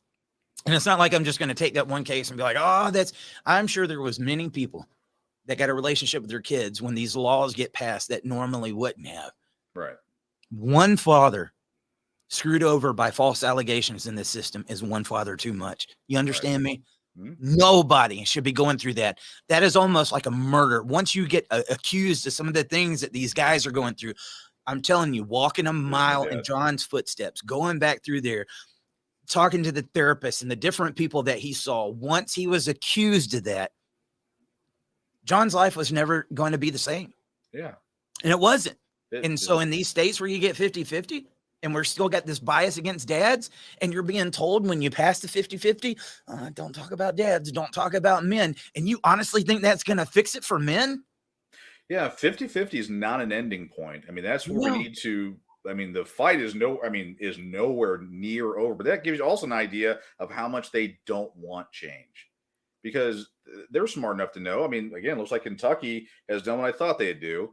Once presumptive 50-50 got put in place, then I believe the data does suggest that there was an increase in false domestic violence charges. I know that's not popular to talk about because everybody wants to herald in 50-50 for Kentucky as a huge win and call it quits. But I believe there was an increase in domestic violence charges right afterwards. Well, let me say this. It was, for the first time, we had a bill that got passed on 50-50, and the National Parents Organization knocked it out of the park. Oh, yeah. Like hearing the strategy that they did after. No, not by any means whatsoever. And the last thing I would want them to think is like I am. At the same time, I would say the same thing to them. I got some friends over there I love dearly. Mm-hmm. If we don't have the consequences for false allegations, which I'm going to be honest with you, at this point, before we get 50-50, we need to have the consequences for false allegations in there. And I think that bill would be easier to pass than the 50-50 initially. True. Because you're going to have a lot of those politicians that are getting Bill Cosby'd that are saying, hey, we do need consequences for that because politics gets so dirty. I think we could get the consequences for false allegations in there and then go back around and say, now we got to get 50-50. But let me tell you something. If you think the attorneys and the bar fights against 50-50 right now, wait until you got consequences for false allegations where the silver bullet can't be used as much, then go try to pass 50-50. A lot of those attorneys will vote for it because they know they still got the silver bullet. Right. Take the silver bullet away. That's when it's going to be a heck of a road. But if we had 1,000 of our guys showing up with us, or we got 1 million guys that are showing up here when we're fighting this war for fathers' rights in Canada, in Sweden, in England, in Australia, in the United States, and we show them who we are, don't tell me we can't get this done. I know we can get it done, guys. And we need to have several leaders. I'm not just saying like get behind there so Dad Talk can go lead this charge. We need several leaders because guess what? Every one of them are going to be attacked. Oh, yeah. Oh, definitely. Every single one of them are going to be attacked like the whole way through. And we need you guys. Nobody should be going out into those battlefields alone. Right. Nobody. Yeah, I would say, NPO for the folks on, check out NPO. They did they've done phenomenal and continue to do phenomenal work in definitely in the 50-50 arena. Again, they got Kentucky passed. That was the first state. There was a couple others that have been added. But, as you were saying it and talking about it, it really hit you. You're right. The false allegations, a bill that would go through easier because it's so once you get them to actually read the words false allegation, damages, not allegations, but false allegations, have them have consequences. My fear, because I'm a realist, is custodial interference. Like in Texas, as an example, it's a state jail felony. It's the Diet Coke of state jail felonies. It rarely, if ever, gets prosecuted, but at least it'll be on the books. Well, nothing's stopping me from saying what I would really like. Right. So what would I really like? An eye for an eye. If they make a false allegation that could put somebody in jail for the rest of their life, that's where they need to be sitting. Right. If they get found that they made a false allegation, if they did something that could make somebody lose their job or make them lose custody or whatever, they should lose custody. They should have to pay for damaging that relation or that reputation. They should have to go on video and tell everybody, I lied. Mm-hmm. I lied. Public network. Oh, does that sound harsh? But we're worried about somebody that would do this to somebody, but you're not worried about the person that it's happening to? Oh, yeah. Oh my God. Believe all women. Believe that. Believe that. Tor Vinu. I hope I said that right. He said, Sweden is the worst. It is the mother of all CPS worldwide. Invented by the Dish Socialist Workers' Party in the 1920s. It was the worship of the German National Socialists in the 1939s. To the U.S. envoy in Sweden, to whom am I concerned, dear sir, madam, for a couple of years, the Swedish news cycle has been saturated with reports of wrongdoings with the social services handling of families and children, even more so since the mass immigration in 2015. And it kept going on. But there you go, man. Sweden. I know nothing about it. Yeah, I know right. nothing about it. I'm going to tell you, we work nonstop 24 hours a day around here trying to find out what's going on. And we barely scratch the surface. Right. Yeah. You know what I mean? We Oh, barely scratch the surface. I would love, I mean, the offer stands. What I told you guys earlier on, and I know a lot of guys that would like to come with me. I'm telling you, I know a lot of guys that, like, when they heard about Australia and different stuff, it's like, oh, dude, I want to be a part of that. Yeah. Well, we want to be a part of it with you. Yeah. And so start getting the people in your country to tune in. Okay. If we get enough people in different countries, and it makes sense. Again, we've got limited resources. Do we ever? And if we see, there's 10,000 people that are signed up to go to I hate to say rally, but at an event or something that's we publicized, and we can make that impact, it makes sense to get out there and do it. I mean, that's the other thing is we need more hands in this thing. Everyone marching to the same sheet of music, though, not going off in their own little directions or the infighting and the things that we see a lot. But everyone, if in your state, Google, go on Facebook, whatever, find out what organizations are in your area that you can help out. Get involved. There's an organization you believe in, get behind them. As long as they're doing good work, that's all that matters to me. Yeah. And I'd say for the ones that do the infighting and stuff, just stay away from Dad Talk. We're in our corner doing what we can. I want to unite with everybody, but there's some of them you just can't work with, Dwayne. I spit out some truth, man. I'm going to have to talk about Mr. Jason Lynn Batson right here. He said, I think some of the southern states are moving in the right direction. Found out Alabama ain't a mother state anymore. Does joint by default. I'm going to tell you, Alabama pretty bad. Last time, like, we're in that Bible Belt. We're in that Bible Belt. Georgia's pretty on up there too. I mean, there's going to be give and take. There's going to be some cases where this might work better, but I don't know that there's any state in there in the United States that I would say is father friendly. No, that's not that I know of. Yeah, when he was saying that Alabama is, I mean, I don't know if Melissa Isaac has taken over all the court cases there and fighting them all, but I don't think they're. You may want to pull the data on that and see, because again, the data I show does not indicate at all that Alabama is. I'll have to pull it back up, but I'm going off of memory. And Justice for Dads. Yeah. Maybe you can get. Oh yeah, buddy! I can't wait for it to come out. And I tell you, I've already got a follow-up that's coming out after that, and we're going to explore the child support system in a way that has never been done. So when these come out, guys, one thing I can say to you, it is a big leap and skip for a publisher to put their neck on the line to get this type of stuff out. I'm not making a ton of money off that book, but what I would say is make sure you let them know we want more of this.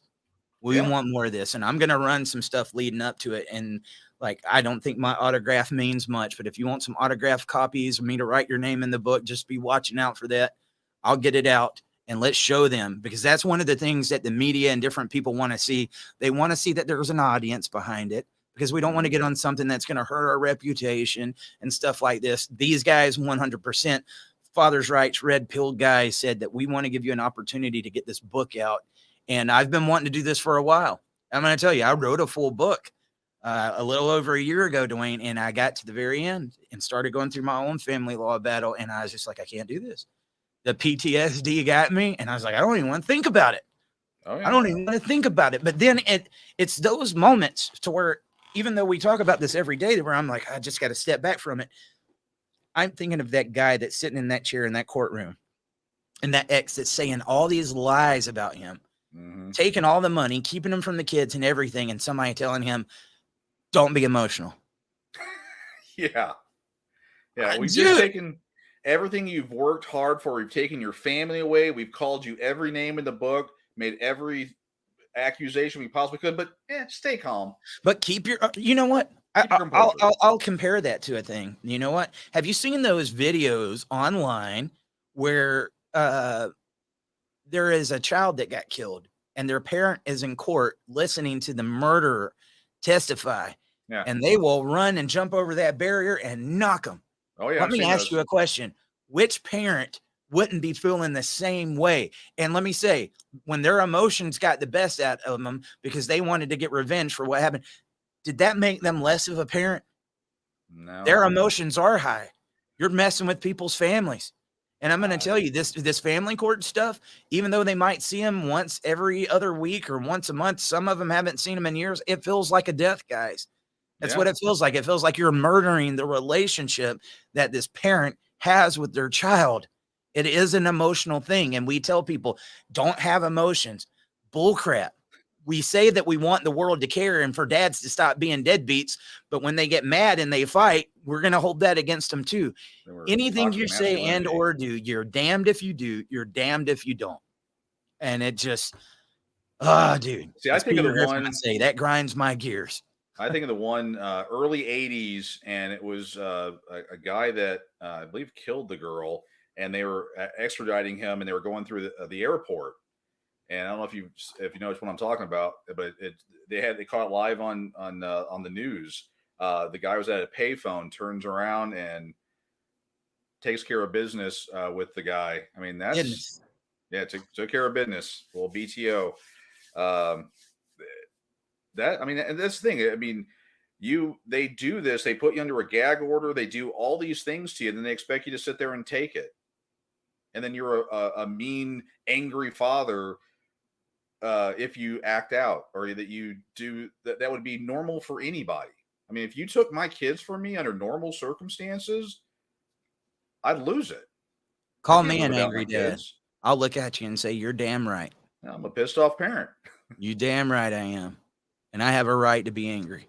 Yeah. And these parents have a right to be angry. Nobody should have to be going to court. That no fit, willing, and able parent should have to be going to court in the first place. That is the biggest facade that we have made, is the court system in general. For parents that are fit, willing, and able, they shouldn't have to step foot in there in the first place. Right. And we need to stop telling them that they need to fight harder and to do this strategic and everything. Dude, you don't just did we promote? Never mind. I was going to get into like some World War stuff, talking about camps and stuff. We didn't promote those. Why are we promoting these family courts? Because a lot of them do a lot of the same things. Okay. I'll just say it like that. Listen, Linda. Linda. She said, Linda's listening. My associates and I have been active with the court system to get shared parenting, but it has been difficult. The stats on parental alienation need to be properly documented, not controlled by the feminist groups. Well, there's the thing, Linda. Like I said, I don't know about Canada, but I can guarantee you it's very similar to the States. Those are the ones that are funded. When you hear us saying like, share, subscribe, hey, there's my Venmo, there's my Cash App down there. That is us trying to arm ourselves with what we need in order to be able to do this. And let me be honest with you. I could sit on here from now for the next 10 years saying, hey, give me something on Cash App, Venmo, go to Patreon, do this. We're never, ever going to be able to match them dollar for dollar. We're not even going to be able to get 10% or 5%, I don't think, of the funds that they're getting, right? But we know what we can do with them. We know what we can do with them if, like, some of these countries like Canada and Sweden and Australia was doing some of the things that I'm saying. You want us to come there? Well, come there. Show us that you want us to come there. Not just a comment. Show us that you really want us to come and expose this. Get us the research. Make sure that the camera crew can be there. Make sure that we got the flights. Make sure we got somewhere to show us. And when we see that type of action, guys, man, you're serious. The thing is, dude, like I'll get ramped up talking about this stuff, Dwayne. I'll go outside and I'll walk around a circle in the yard like, man, I'm ready to go. I'm ready to go. Let's go. Ready to run to Finland. Yeah. Oh. Uh-oh. Crickets. That's what I meant. Oh, that's a whole other area. People get fired up 1 second, and then done. Then you never hear from them again. Oh, I'm going to be there for you. I'm going to do this. We're going to do. No, you don't. Listen, Linda, we're not talking about you. We're not talking about you. Be different, Linda. You're a new listener. Listen. Listen, Linda. But I can't believe you never saw that with Mateo. It sounded, instead of listen, it sounded like he was saying lick it. He's like, lick it, Linda. Listen. Yeah, I have to go back to that. It's cute, man. Yeah. Definitely a cute video. I have to check that out. I'm wondering if that's where she had her name. Maybe. I don't know. You never know. Dana Cornwell. He's got an attorney question. We're not attorneys. We're not giving you legal advice, but we're going to read your question. We're going to talk about it. Said arrears question. If you're paying, but they won't amend 2 children from child support because saying you're behind, shouldn't that extra go to arrears? If not, ain't that double paying? I got to read that one Yeah, again really want slowly. amend- Here's a question. If you're paying, but they want to amend, okay, children from child support, because saying you're behind, shouldn't that extra go to arrears? If you're paying, the amend to children from child support. this one is confusing me, brother. I want to help you out. I promise you. If you can kind of Yeah. clarify that down there, I'll get back to it. What I mean, it if he's sounds like paying, they want amend it, so they're not amending. And two 'cause they're children from saying child you're support, behind. because they're saying you're behind. Is that you're paying for one extra kid that you don't have, or just kind of clarify some of those Yeah. details? I might be a long way from the end of this. And we need but to know your I'm trying- state. Yeah, Yeah, yeah. because each state has different laws and how they handle delinquencies and where that goes. It's usually in the paperwork, but it is state specific. Yeah. Ryan Oldemon here. He's preaching some truth. He said the destruction of dads has and continues to be the destruction of society. Oh yeah, That's it, oh, man. definitely. Trying to get on there. Mia Lynn Overton more now said there are so many situations of toxic grandparents who are more set money in life, alienating birth parents. False allegations there as well, and getting custody. Be careful with grandparent situations. There's always another side to this. That would also be like putting forth step parent laws, where a stepdad and mom can get the rights after the marriage end. Mia, I don't know if you watched again the broadcast that we did earlier, but this is somewhere that me and Dwayne went, and unfortunately nobody can sit there and listen and watch all this. Dude, I couldn't watch my own podcast myself if I would have been in you guys' situation. But try, and we try to clip out some of this, but that was exactly where me and Dwayne went. There's going to be situations where the grandparents are some of the ones that are stirring up this crap. Yeah. That's why we talked about in-laws or outlaws, right? Yeah. The in-laws, the good in-laws that are good grandparents that just want to see their grandkids. I treat that almost like a parent. Yeah. Yeah. But the ones that are going to be, but how do you distinguish the two of them, Dwayne? The ones that don't and make it harder versus the ones that do. And it's sad that the ones who do love those grandchildren that could put into their life are facing the consequences because of the ones over here. Yeah. Yeah. I mean, in a court situation, yeah, you have to get the testimony and, all the data and evidence to show, if the grandparents are good or not. I mean, I'm trying to remember. I heard something today where the person told them, oh, I'm sorry, it was actually I was talking to my wife about a friend of hers, and the friend is in a new relationship, and his daughters are refusing to allow them to see his grandchild because they're mad at him. I mean, that's one scenario of a whole bunch of others that are out there. But yeah, finding out, is grandparents good or bad?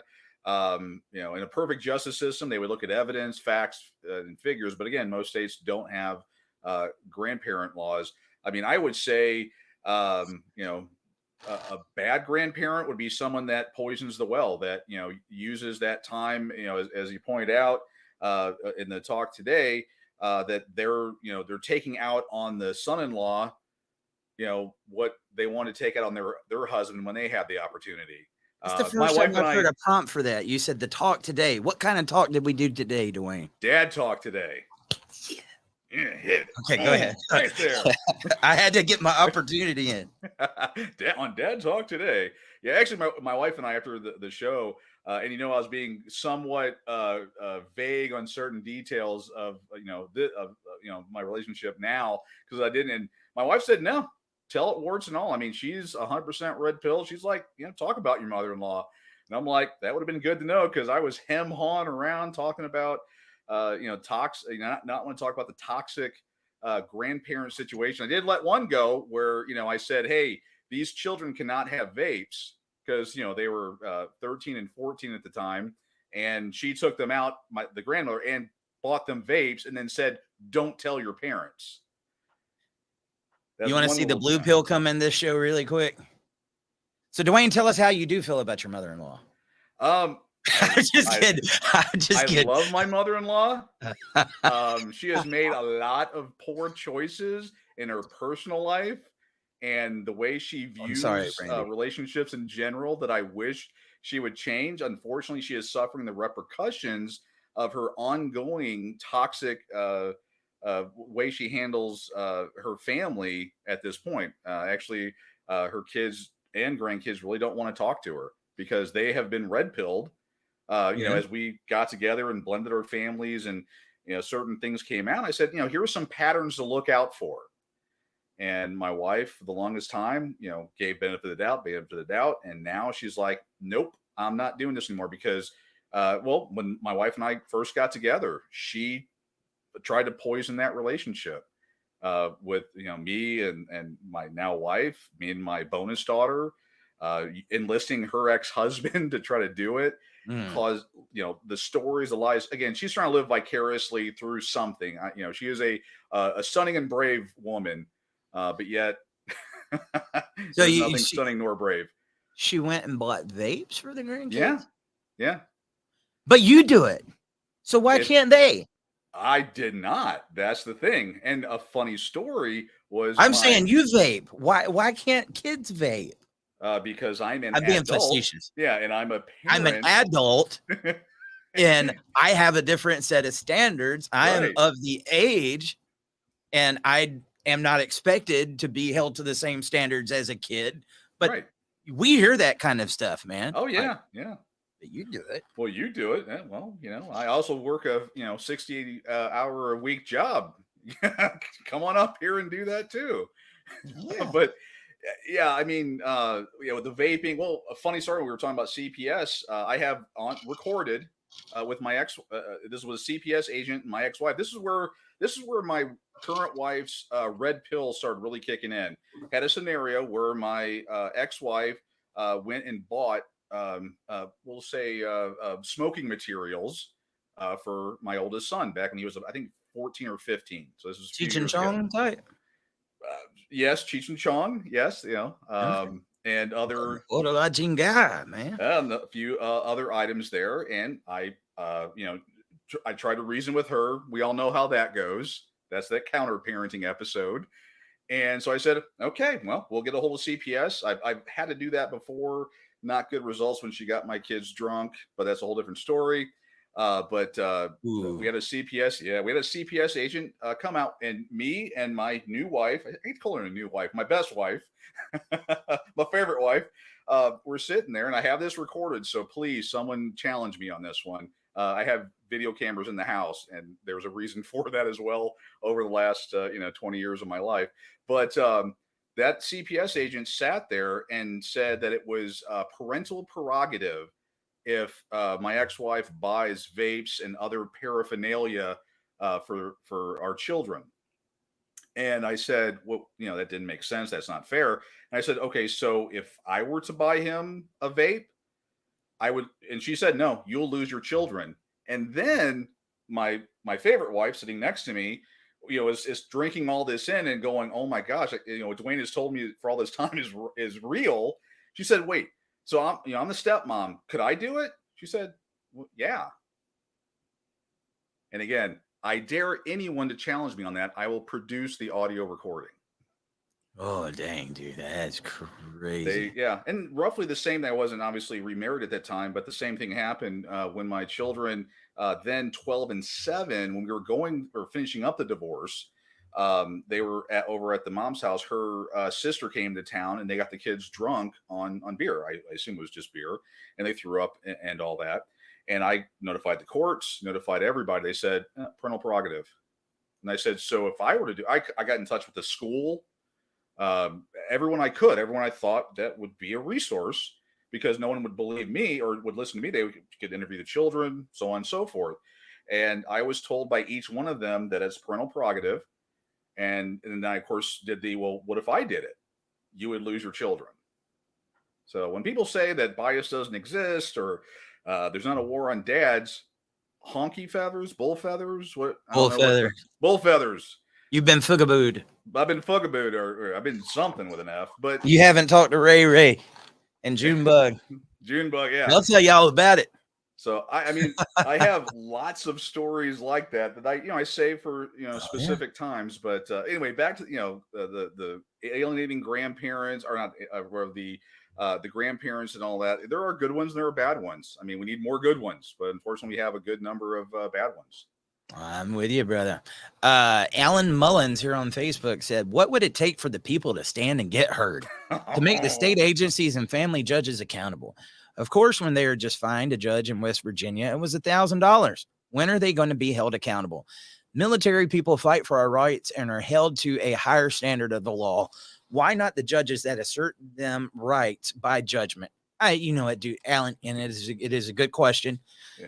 It is a good question, but yeah, I just gaslit you by making you talk about what you just did, and he just gaslit me. Yes, you. And so I'll tell you, it's going to take a lot more than what we got right now, a lot more.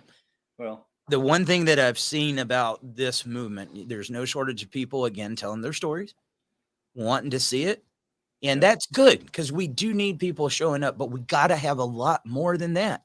And then listen, guys, the second we start talking about organizing or money or any of that, that is going to be the point where we lose half the audience.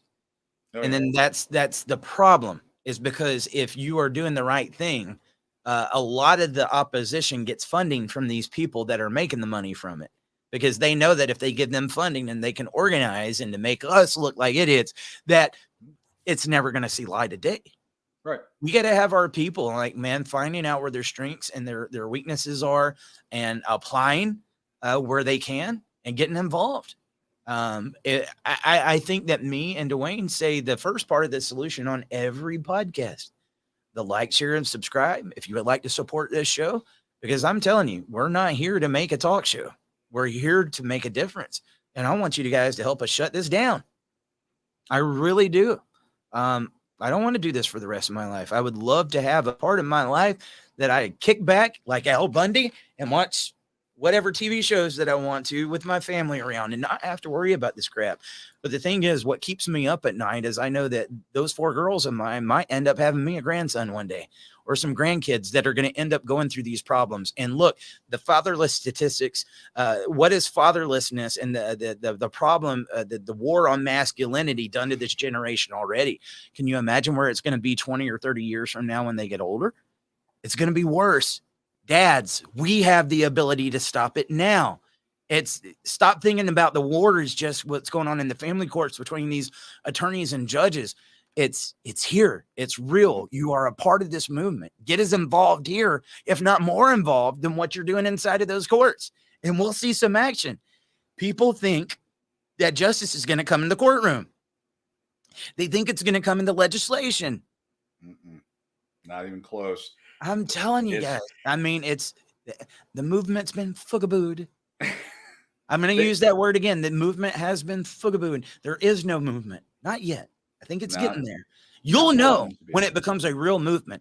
I want this to be, people talk about a revolution, the march. We're going to do all these father's rights. I am ready for it to have some real substance. Yeah, I'm ready for people to do it. To answer his question, though, 2 words: judicial immunity. They have voted themselves judicial immunity. And I put up on the screen as part of a video in the Texas legislature when we had the committee it was 4 years ago, was Miss Gina Kalani, a Democrat who took the Family Law Foundation to task on their nonsense with equal shared parenting, or opposing equal shared parenting and all that. And I said it on a previous episode of the show here, but I wanted to pull it up. I remembered the spot on the video, and you can go out to YouTube and find the full video and listen to it and watch it. But this is what they do. So Gina Kalani, she was our Texas rep that, well, not my Texas, she was in a different area, but she was on the Justice, the Family Judicial Committee voting on equal shared parenting. And transparency.usa.org, free website you can go to pull information. I recommend going to this one and followthemoney.org and just put in people's names. But talking to this one, Gina Kalani, she in the video earlier, she took a Family Law Foundation. These guys get paid a lot of money as lobbyists to kill equal shared parenting bills. When she took the Family Law Foundation to task, look what happened. shortly afterwards. They donated, the Texas Trial Lawyers Association, PAC, donated $192,000 to her campaign. Why? I don't know, but that's what we're up against. You've got Gina Kalani. I mean, she's a great lady. She and I disagree on a number of things. Again, she's a Democrat. I'm a staunch conservative. We were going to disagree on a number of things, but on equal shared parenting, we are 100% in agreement on. And if you actually watch that video, you can hear her talking about it. But this is what they do. I'm sorry. I guess her, I'll be sarcastic here. I guess she did such a good job talking about equal shared parenting that they decided to donate $192,000 to her campaign. That must have been what happened. Allegedly. I guess I need to say that too. But that's what we're up against. We talk about, we're fighting a battle. We're fighting a lot of money. That's an example. And that's a local race. That's not at the national level. That's in Texas. And it's all over the place, but we can beat them. Gina Kalani, I believe, is a very honorable woman. She probably still fights for equal shared parenting. And she's one of those, I would say rare people that will do it, but this is what you're up against. And let's be real for half a second here. Do I do what's right, or do I get $192,000 so I can get reelected? Well, you really just put that off in my head. I gave a very, very short answer, but let's get real with it. If you got a candidate that's trying to get into office, or you got somebody that's trying to be reelected, and they fight for these issues, you guys don't show up, you don't like, you don't share, you don't subscribe, you don't donate, you do not represent them, and they are out there fighting this battle by themselves. And then they don't get into office because the issue they fought for didn't fight for them, they're not going to do it. And I'm going to tell you, there's candidates that did fight for it and they wanted your support. And if they go to run again and somebody from our movement goes up there, we need you to fight for us, they're going to say, absolutely not. Not because I don't care about the issues, but because you want somebody to do everything for you and not do anything in return. And I've actually had some of the candidates, and it is so easy to say, oh, they just don't care about us. Yes, they do. But if they don't get into office in the first place, it doesn't help anybody. Yeah. It doesn't help anybody. There is no position to fight for you. There is no position to push for the legislation. And that's why I say, guys, we got to organize just a little bit better. Now, here we are being a voice for this movement. We're one of the bigger voices in the movement. And look at the fight that we're having to be able to fight. I can only imagine what it's going to be like when you get in there, because guess what? Their opposition, if they fight for shared parenting, if they fight for consequences for false allegations, if they fight for CPS reform, and they are relying on our support and our money, guess who their challengers getting money from? And when you're in these races and you're not running for the president, you're not running for vice president, many people vote for the name that they see the most. Whether you believe that or not, check it out. It will show. It's all about advertisement. The opposition will go in there and have them on every billboard. They'll have their lobbyists at the Capitol and everything. They'll make sure that the person that's fighting for us, that is fighting for crumbs, nobody knows their name. They will outspend you. They will outspend you so much. How much did your governor in Texas have in his reelection campaign, Dwayne? Multi-million dollars. I'm trying to remember what his war chest Beto was. Let's go to the other side. Beto. He did have some money. I think he had some big money. Neck and neck. Yeah, they were neck and neck. Well, hell, one of our local races, and the ladies in bed with Big Pharma, it's a local rep race. I mean, this is like not that big of a thing. She had $1 million. She spent $1 million or close to $1 million on trying to take down a local candidate that's actually a good fighter. He almost won.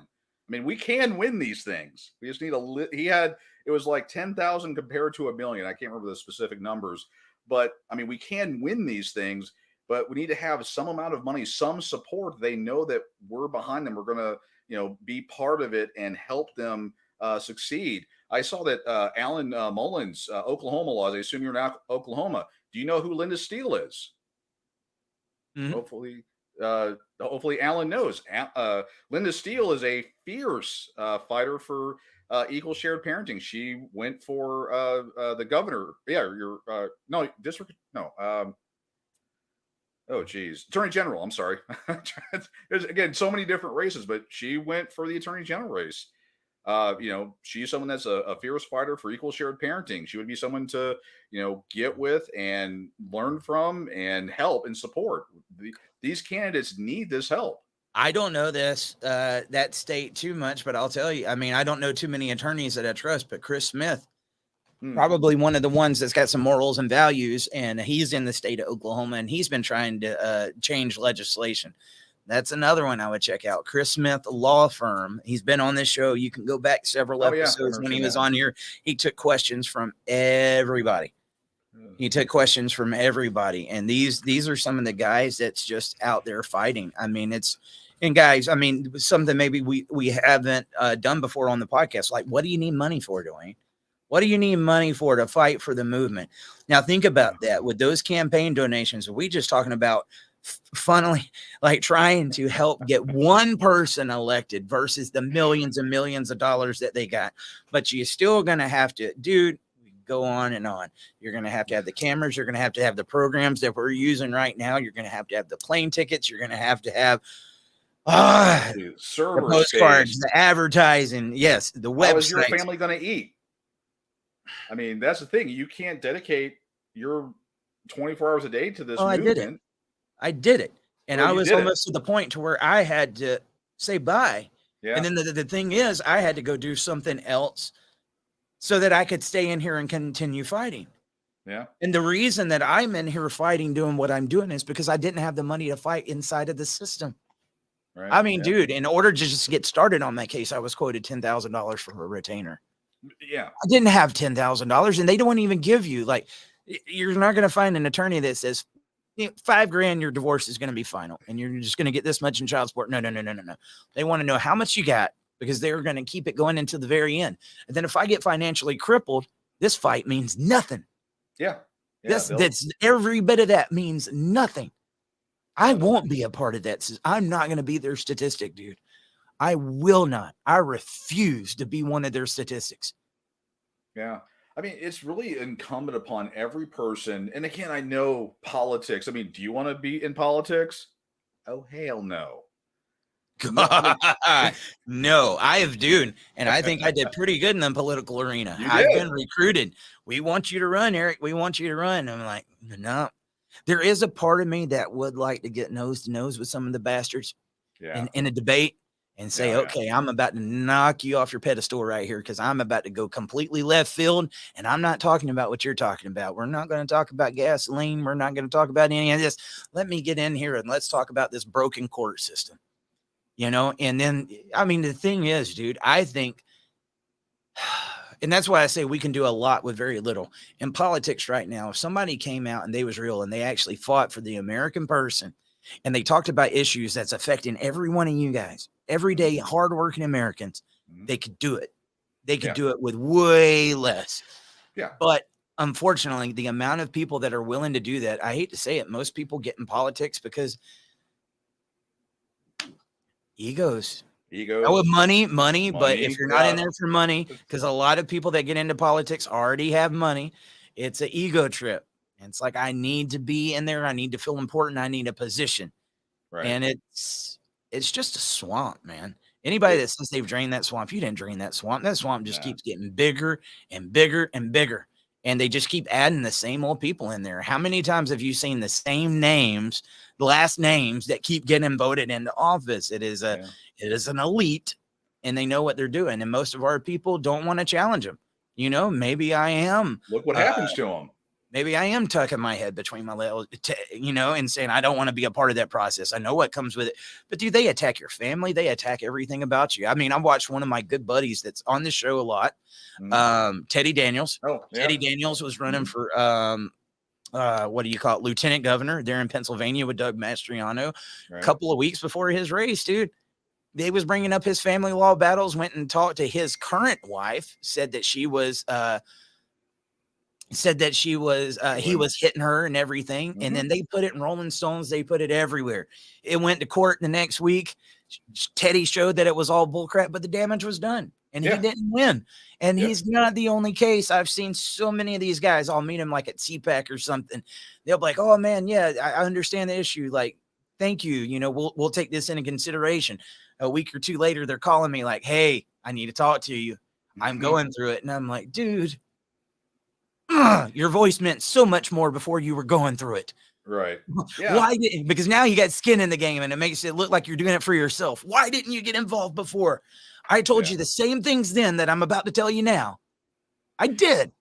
And then Yeah. that makes you wonder about the sincerity of it all in the first place, right? Right. It's like you only care about it now. Where were you before? And I make notes of the ones that was there before. Yeah. But anybody can go through these Doing issues. that. Mhm. Anybody. And so it should matter to everyone. Unfortunately, politicians, they are faker than plastic, brother. Oh yeah, puppets and all that. I mean, what I try to tell people, and people suggested to me, is start out with the county chair that you're in, and start. You have to get involved. You have to talk to these people, and then you've got to educate the people that don't want to be educated. That's a sad reality. From the legislative perspective, those are the things that are going to have to change. You have to spend time off the Xbox, off the football games, and spend it reading, learning, going to legislative sessions. That's just the sad reality of it. And don't I expect didn't anything to see change. Avatar tonight. I'm Do what? here with you guys. I didn't see Avatar tonight. I'm not putting you down, Dwayne. You're here all the time. I know you went and saw Avatar, but it's just little things like that. I said, I got to get some work done. We're very behind on dad talk, and I got to make sure that the structure keeps going. But how many people are willing to say those moments, those little breaks? Everybody needs them, but I'm going to put that down and I'm going to give it everything I got. I have sacrificed. I can't tell you how many different outings and Christmas things Day. I could be doing, games right there that I could be playing with my buddies and not thinking about this crap. Because, dude, just trying. Once you see this and those cases keep going in, your mind, I got to focus on something else outside of this. Yeah. And you can't do it because that's the passion that it's going to need. And I hate to tell this to anybody because that can be very overwhelming sometimes, but we need some more of you like that in here. Yeah. We need some more of those passionate advocates that just, they can hit it. And I'm going to tell you, most people's gas tank runs out before they get through the first mile of it, dude. They're like, oh my God, it's just too much. It's too much. I've tried to take people under the wing and show them things, and they usually peter out pretty quickly because it's a commitment. I saw a comment down here from Mike Patrick. I see it. Yeah, I was just looking at it. He must be a new viewer. Well, so let me tell you this, Mike. And so that's one of the things, like when it comes to like the false allegations and stuff. No, I didn't go through that. I fight for it every single day. Dwayne has. I haven't. Have I been screwed over by the system? Dude, I didn't even get to get into the system. They wanted more money out of me than what I could afford to even get started. They wanted to rape me of everything that I own before I even got started just to see my kid. And it was one of those like, do I go and give that to him or do I get out there and do I fight? Now, the other side, go into like the podcast that I did a couple of weeks ago with Katie Haas. There is a kid that was a product of the system. She wasn't paying into it. It wasn't none, but she lost a whole other side of her family because of what this system does. And I can give you multiple examples of that. I can give you multiple examples on Thursday. You're going to see 3 different families of fathers who got killed when they showed up to get their kids. Yep. And we try to be a little versatile and touch on all these subjects just to show, that's what I said about the legislators earlier. It meant a lot more if you said it before you was going through it, because people that see you going through it now and they think you're just an angry dad that doesn't want to pay child support. And unfortunately, that stereotype holds us dads down. Yeah. Then we got a movement that doesn't give the support either. Yeah. Okay. I know I'm throwing shots here, guys. I'm just being honest with you. Yeah. I'm being honest with you. If you want it, it's sitting here. Who else is going to say Canada, Sweden, Australia? What? I'm ready. Let's go. But used to, I would have been the one that got on here and tried to raise the funds for it. We need to start getting our people to help us help them, like we was talking about, because that's when you burn out. dude, I was so close to not coming back, Dwayne. So freaking I close. walked I away. said, I can't do it anymore. You were on the verge of walking away when we started this. You had Yeah. already texted me and everything. And I'm not going to lie to you. I had several different people on the show. And that day that me and Dwayne was talking, I was like, me and him flow really well together. Yeah. You know? And I see your heart and your passion, dude. You was putting everything you've got into the pissed off parent, and it seemed like nobody was supporting it. And then there's got to be those moments when you're sitting back looking and saying, why am I doing this? Yeah. Like, I do believe in it. And that's what keeps you going, is that passion. But eventually that passion starts running low because you put so much into it. You get tired, man. Yeah. You get tired. That's what I said. You know what? Let's channel this. Like, you know what? I do got this platform, and I think you've done really well. Is everybody enjoying Dwayne so. on here? There's some other people on here that tomorrow Dwayne's got to go back to work. There was another one that flowed really well. Dr. Brooks McKenzie is going to be back tomorrow at 10 a.m. Eastern. He's going to be with me for the rest of the week, guys. We're going to do this at 10 a.m. Eastern. If you got something that you'd like to talk to the doc about, get those voicemails in 762-441-0281. Right now, the plan is to do that with Doc during the day and then to come with Dwayne later on that night. That's 2 times a day that we're going to come on here and do what we're doing now. God, I'm sorry, guys. Double trouble, man. It's going to be double trouble, but that's it. The passion, it's burning. It's burning right now. Don't let the flame go out. I'm telling you, if you support and you get out there and you help us do this, watch what will happen. Dude, I took this when nobody believed in it. I went all the way up to the president of the United States. Yeah. I had heard several people say that they'd done it, and I never saw any proof of it. But I didn't just do it once. I went all the way twice. Okay, we've got it that far, and we can get it to even further. But I just want to make sure it's going to people. It's not about getting a glamour shot, okay, to say, look what I did. I want results. I left that political arena, which I could have started to show and made tons of money with. Profitable. Yeah. I could have been profitable. I could have been profitable like that, dude. I had the connections. I'm here amongst you guys. I left that to come back here and say, I got to get my guys ready. I got to get my guys ready. So don't make me look stupid because I believe in you. As much as it might sound like I don't, I believe in you because I was you. I was that guy thinking it was never going to happen. And that dude just wanted his kids. And it felt like because I didn't have the money, I couldn't get anywhere, Dwayne. Dude, I went and got a new job. It didn't matter how much I worked, how much overtime I put in it. I could not afford what they wanted me to be a dad. Right. I could have fed my kid. I could have clothed my kid. I could have gave her love. I could have gave her all that. I just couldn't deal with her mom. Right. Because her mom wouldn't allow it. At any point in time right now, I could have my kid. Her mom's not going to allow it. She would be more dead set on trying to make you think that I am just this fake, bad guy, and just let me see my kid. So in order to do it, they want me to go through that system, and that system is not there for me. It's not there for my kid. It's not there for you guys. It is not. And so who's going to change it? We are. I hope. I hope. Yeah. I mean, me personally, I mean, the last few weeks here have been awesome. I mean, the energy that I get from the group and the comments and the back and forth, I think we're definitely onto something, but I feed off of the comments and the camaraderie and everyone, good discourse. We agree on things, we disagree on things, and we all keep it good and we have fun. And, that I feed off of that. But to answer Mike's question, though, about us, having skin in the game, I'm going to paraphrase a little bit. I would, about getting screwed over in the system, I would ask, what do you mean by screwed over by the system and what part? I've been screwed over by the system since I was a little kid. My parents were divorced and my dad went through hell, getting me. And we have court documents where my mother tried to kill me. And even then, there was challenges and issues about me going to live with my father. And then for me, growing up, got married, I would say I gamed the system. And so when I went through the divorce process, I had, there wasn't a lot of data out there, but I was able to uncover and find out how the system works, that my own attorney was, messing with me and basically going to drain me of my resources. I was 35. I owned my own house. I grew up dirt poor, had some successes through a lot of hard work. and I knew what the family court was getting ready to do, the attorneys and the judge, through their own avenues. So I went in there and basically said, my ex-wife can have everything I own. I want 50-50 and I'll pay child support. And I played off of her greed. She jumped on it, signed it against her attorney's recommendation, and I got 50-50. And, but through that whole process, I made a promise to my children that they or anyone else's kids would not go through what I went through.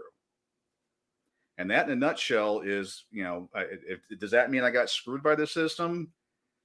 I don't know. I was enjoying financially a lot of success, and no longer in that same boat. I'm trying to get back there. Absolutely. Oh, thank you for that. He said that's the energy everyone needs. Get hyped, Eric.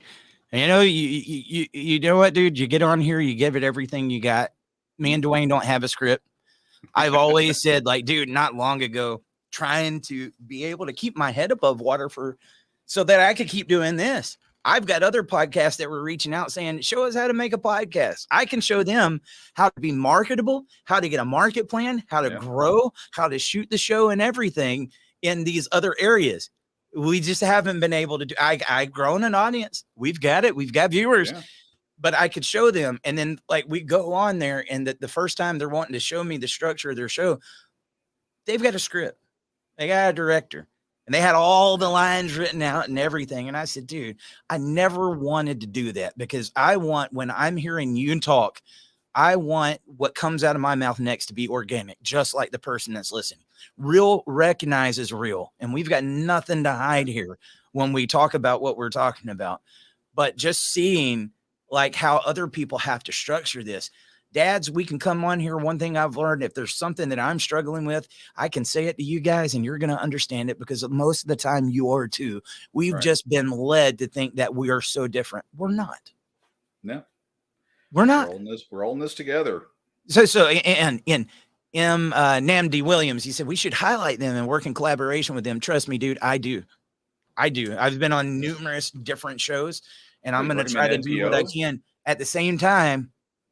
Dude, there is people that are so unaware of this that they don't believe it. And they think you're making it up. Or the biggest thing that comes against this movement is if you talk about these moms that are doing these things, they think you are women haters or that you hate moms. If you talk about a certain cupcake, as Carnell would put it, they think you're talking about all women. Right. Never in the history of Dad Talk, they'll never find it where we say all women. Now, am I going to lie to you and sit back and say there's not what seems like a majority? No, I'm not, because that's the way that society is headed. That's the way that it's done this, right? At the same time, we love women. We're all married men that have been on the show. Two other women. Married. I got daughters, man. I didn't have sons. Yeah. I want them to have equal rights as me. All we're doing here is talking about equality, but when you see some of these situations that's going on, as Larnell Palmer would say, baby mama terrorist, there was a part in time I was like, dude, don't say that. But then I see these dads getting killed when they show up to get their kids. What else do you call them? And let me tell you something that's going on that side of the city there in Arlington. Like we saw, somebody on the other side of Fort Worth or in Grapevine might not be seeing it. And it's hard for people to have empathy for something that they themselves aren't living and they themselves aren't seeing. Right. And so they think it doesn't exist.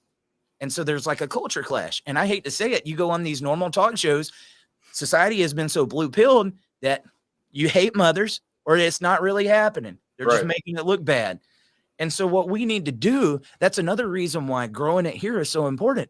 Because when people tune into the show and see all you guys saying, yes, yes, me, that speaks to a whole different thing. I could sit here and speak for you all day long, but I just look like this guy on the screen that hates the family court system, don't want to pay child support, don't want to go through it. And they just discount everything that these guys are saying, dude. Every time they show up to discount. Right. That's just what has been done because masculinity is a target. Yeah, a huge target. Yeah, I mean, right now, you talk to any Family Law Foundation person, they want 50-50, so they don't have to get child support. Well, I go and I say I'd love to talk to you because I actually have 100% custody of my youngest child. The other one aged out. My other child aged out, and I receive child support. And if you go to Pissed Off Parent and look at the YouTube channel, I videoed the conversation that I had with the Office of the Attorney General, where they refused to let me cancel child support. I didn't want anything for my ex-wife. Not, and again, if you do, great. If you don't, great. Whatever. In my personal situation, that's where I was at. But I went they through the same refused thing. to do it. But when they say, and I want equal shared parenting, I think for the presumptive to fit equal loving parents should have, if everything makes sense, equal shared parenting. That's it. All of those arguments that I'm well, maybe I'm a mean dad, but an angry dad, I'm a pissed off parent. So I'm not only an angry parent, I'm a pissed off parent. I'm doing it for the child support. I'm blah, whatever. That all ends with me. I'm receiving child support. I have primary custody, and I think it's a bad idea. We should all be equal. I'm with you, Ryan Oldham. I'm gonna read this one because I see both sides of the coin on this one too. He said, "I've shared our podcast to multiple fathers, parents groups, and very few approve the post. One actually made a post about it, being there to help fathers, not promote other shows groups. WTF? What are we all here for? Working and stand together is key." Now, look, there's both sides of the coin, right? One thing I'll say is, what are a lot of them doing? Is what I want to know. Besides creating an echo chamber, what are a lot of them doing? Meme factories. I saw the meme factories.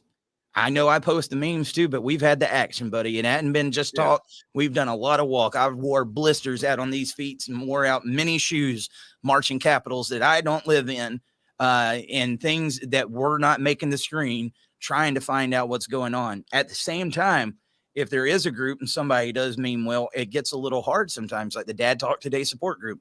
Almost 27,500 people in there. If you could see the amount of memes and promote my group, promote my march, promote this that goes in there. It's like, that's all these guys do. And they all think that they've got a different idea, and they're all the same ideas. Right. And it's like they can't get ahead because they're all trying to do the same failed system that we've seen time and time and time again. I just wish, I wish it was that beautiful world, but they was all like, oh, we're all after the same goal. We're going to, dude, I sat there and watched a page not long ago fussing over another page posting memes. They're like, I made that meme. I'm like, oh my God. Are you kidding me? But it happens. You know how many times a meme has been ripped off of Dad Talk with my logo? Probably a million. Dude, the one about the deadbeat. If we're going to make sure that we're calling somebody a deadbeat, make sure it's the one that fits. Right. Or all you got to do is let them see their dad. All you got to do is get an attorney. All you got to do is this. All you got to do is let them see their. I have seen so many of those memes that were just bullcrap that I made up in my head. Yeah. Like this, and throw the logo and some stuff on it. And the next thing I know, somebody else is throwing theirs on it. It is what it is. You know what? At the end of the day, it's a freaking meme. You know what? If it's resonating, if anything, I take it as a form of flattery, because it means something that I said meant enough to somebody that they say, oh, we need to get this out there to more people. Right. Should you rip the logo off? No, you shouldn't. But do I think people need to sit there and have wars over it? But guys, this is crap that's happening. The infighting. Yeah. The infighting here has been ridiculous. If you guys have no idea how bad it is with the ones that try to work with each other. I remember the first CPAC that I did. I wasn't into politics. Dude, I was never meant to talk to politicians. Ever. Right. The last thing in the face of this earth I ever wanted to do was talk. I was a rock and roll guy. We were raging against the machine, which raged against the machine, corporate sellouts now. But we were the ones that raged against the machine. You know what I mean? And then I get there, and I was going to help other groups, and they wouldn't even talk to me. Yeah. Wouldn't even talk to me. The ones I was there to help, I was ready to go home. Next thing I know, got interviewed on Media Row. They wanted me on Media Row after that because they heard what we were fighting for. And I started interviewing politicians for the first time. And I had no idea what I was doing, Dwayne. Right. I won't lie to you. First thing is like, you know what Title 4D is? Did you know that the states make money off of child support? And I'm sitting there telling the legislators that make this system this, right? Yeah. They're all acting like, no, I don't know what that is. I don't know what that means. But you got to pass shared parenting. But that means you're going to lose money. And so, like, I had no idea what I was doing, but the same ones that have been doing this for all this time that could have came over there and helped me wouldn't even look at me. Yeah. There's a lot. That up until that point, I had been making content for and doing all this different stuff. Mhm. And then you see them putting out this trash all the time, dude. That's what happens to people in this movement, man. Yeah. And I'm sick of it. And that's why I say we got to reinvent the wheel, guys, because if somebody comes in here, there's another Eric Carroll, there's another Dwayne Ward, there's another Jeff Morgan, Robert Garza, I could name several more. And then they get in here and they see this, they're gone. I've seen some of them come and go as quick as they get here. That could have been really big assets to this community, but it's just so dog eat dog. And what they're fighting over, I have no idea, because there ain't nothing to fight over. Yeah, I mean, getting into it, it's one of those things where I think they want to have their name, or they want to be the one that does it. I mean, I've said a million times, I that's never been my deal. And if we can get your website to handle the stuff I've done on Pissed Off Parent, I'd move it all over there in a day. But I love talking about the Pong Court video I made. I know we've talked about it a number of times, but talking about them stealing memes. But for the viewer, that there was a video I made where I'm in a judge suit, because I like to be that sarcastic, and I'm talking about court Pong and how that works and everything. And well, someone took it. I could care less. Take my stuff. But they put some stuff on and said they're the ones that created it. And I started laughing a little bit, and we started going back and forth. And I go, I'm literally the guy in the video talking. They still doubled down and said it was theirs. So video is a little bit different story, man. When you see all the work that goes into editing and stuff, that's when I'll speak up and be like, okay, now you're crossing the line here. Dude, I watched somebody, they was trying to steal I Stand With John and like putting that on their channel and stuff. This is already a documentary that I am not selling or anything, and like made like almost a whole year of my life was towards making that documentary and seeing that. I was still nice. Instead of going like an all-out attack, or I'm going to sue you, or I'm going to do this. It's like, dude, there's a lot of work that went into that. Thank you. I'm flattered that you like it, but please take that down. You take it down, yeah. Because I don't want there being all these different links and stuff, and then somebody sees your copy that's got 10 or 100 views when they could see this one over here, and they think because it's not being viewed that it's not that big of an issue. Right. It is. I want everybody coming here to see it, because that's what I was trying to do, is show them we do have numbers. Right. And we do. The 2 million views. Wow, that's a good documentary. 2.1 million people have viewed it, not Uncle Joe's YouTube channel that's got 10 views on that one. Yeah, dude, to me, as long as it is affecting one person, that's what matters.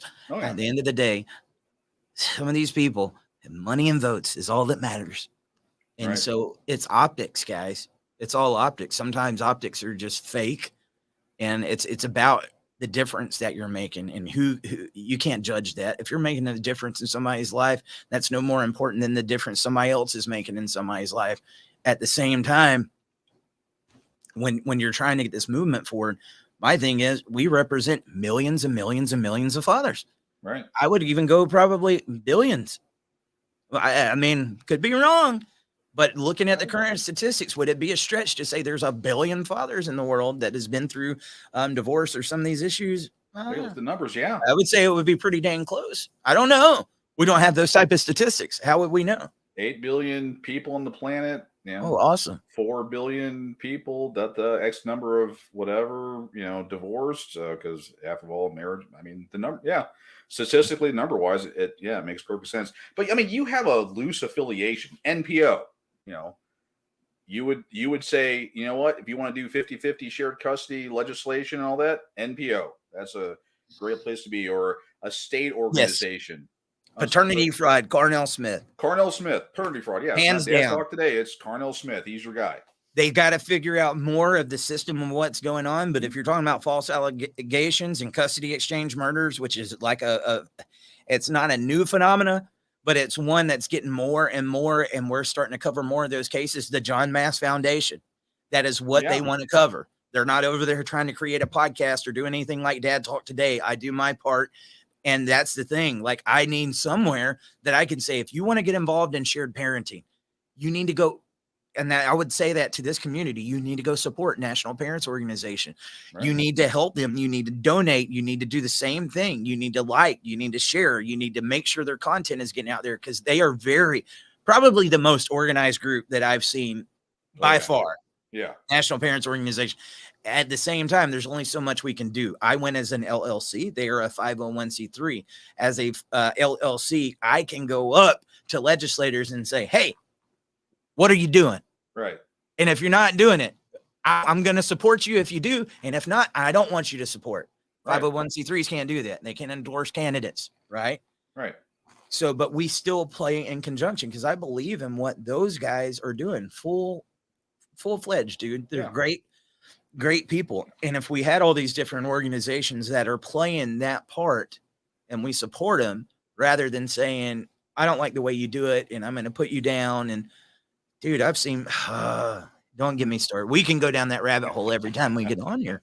But you guys just don't know how it's frustrating is. You keep asking us the same questions. We keep giving you a lot of the same answers. Yeah. Right. As long as we can all agree, everyone hates pissed off parent. As long as we can agree on that one, that guy, whew.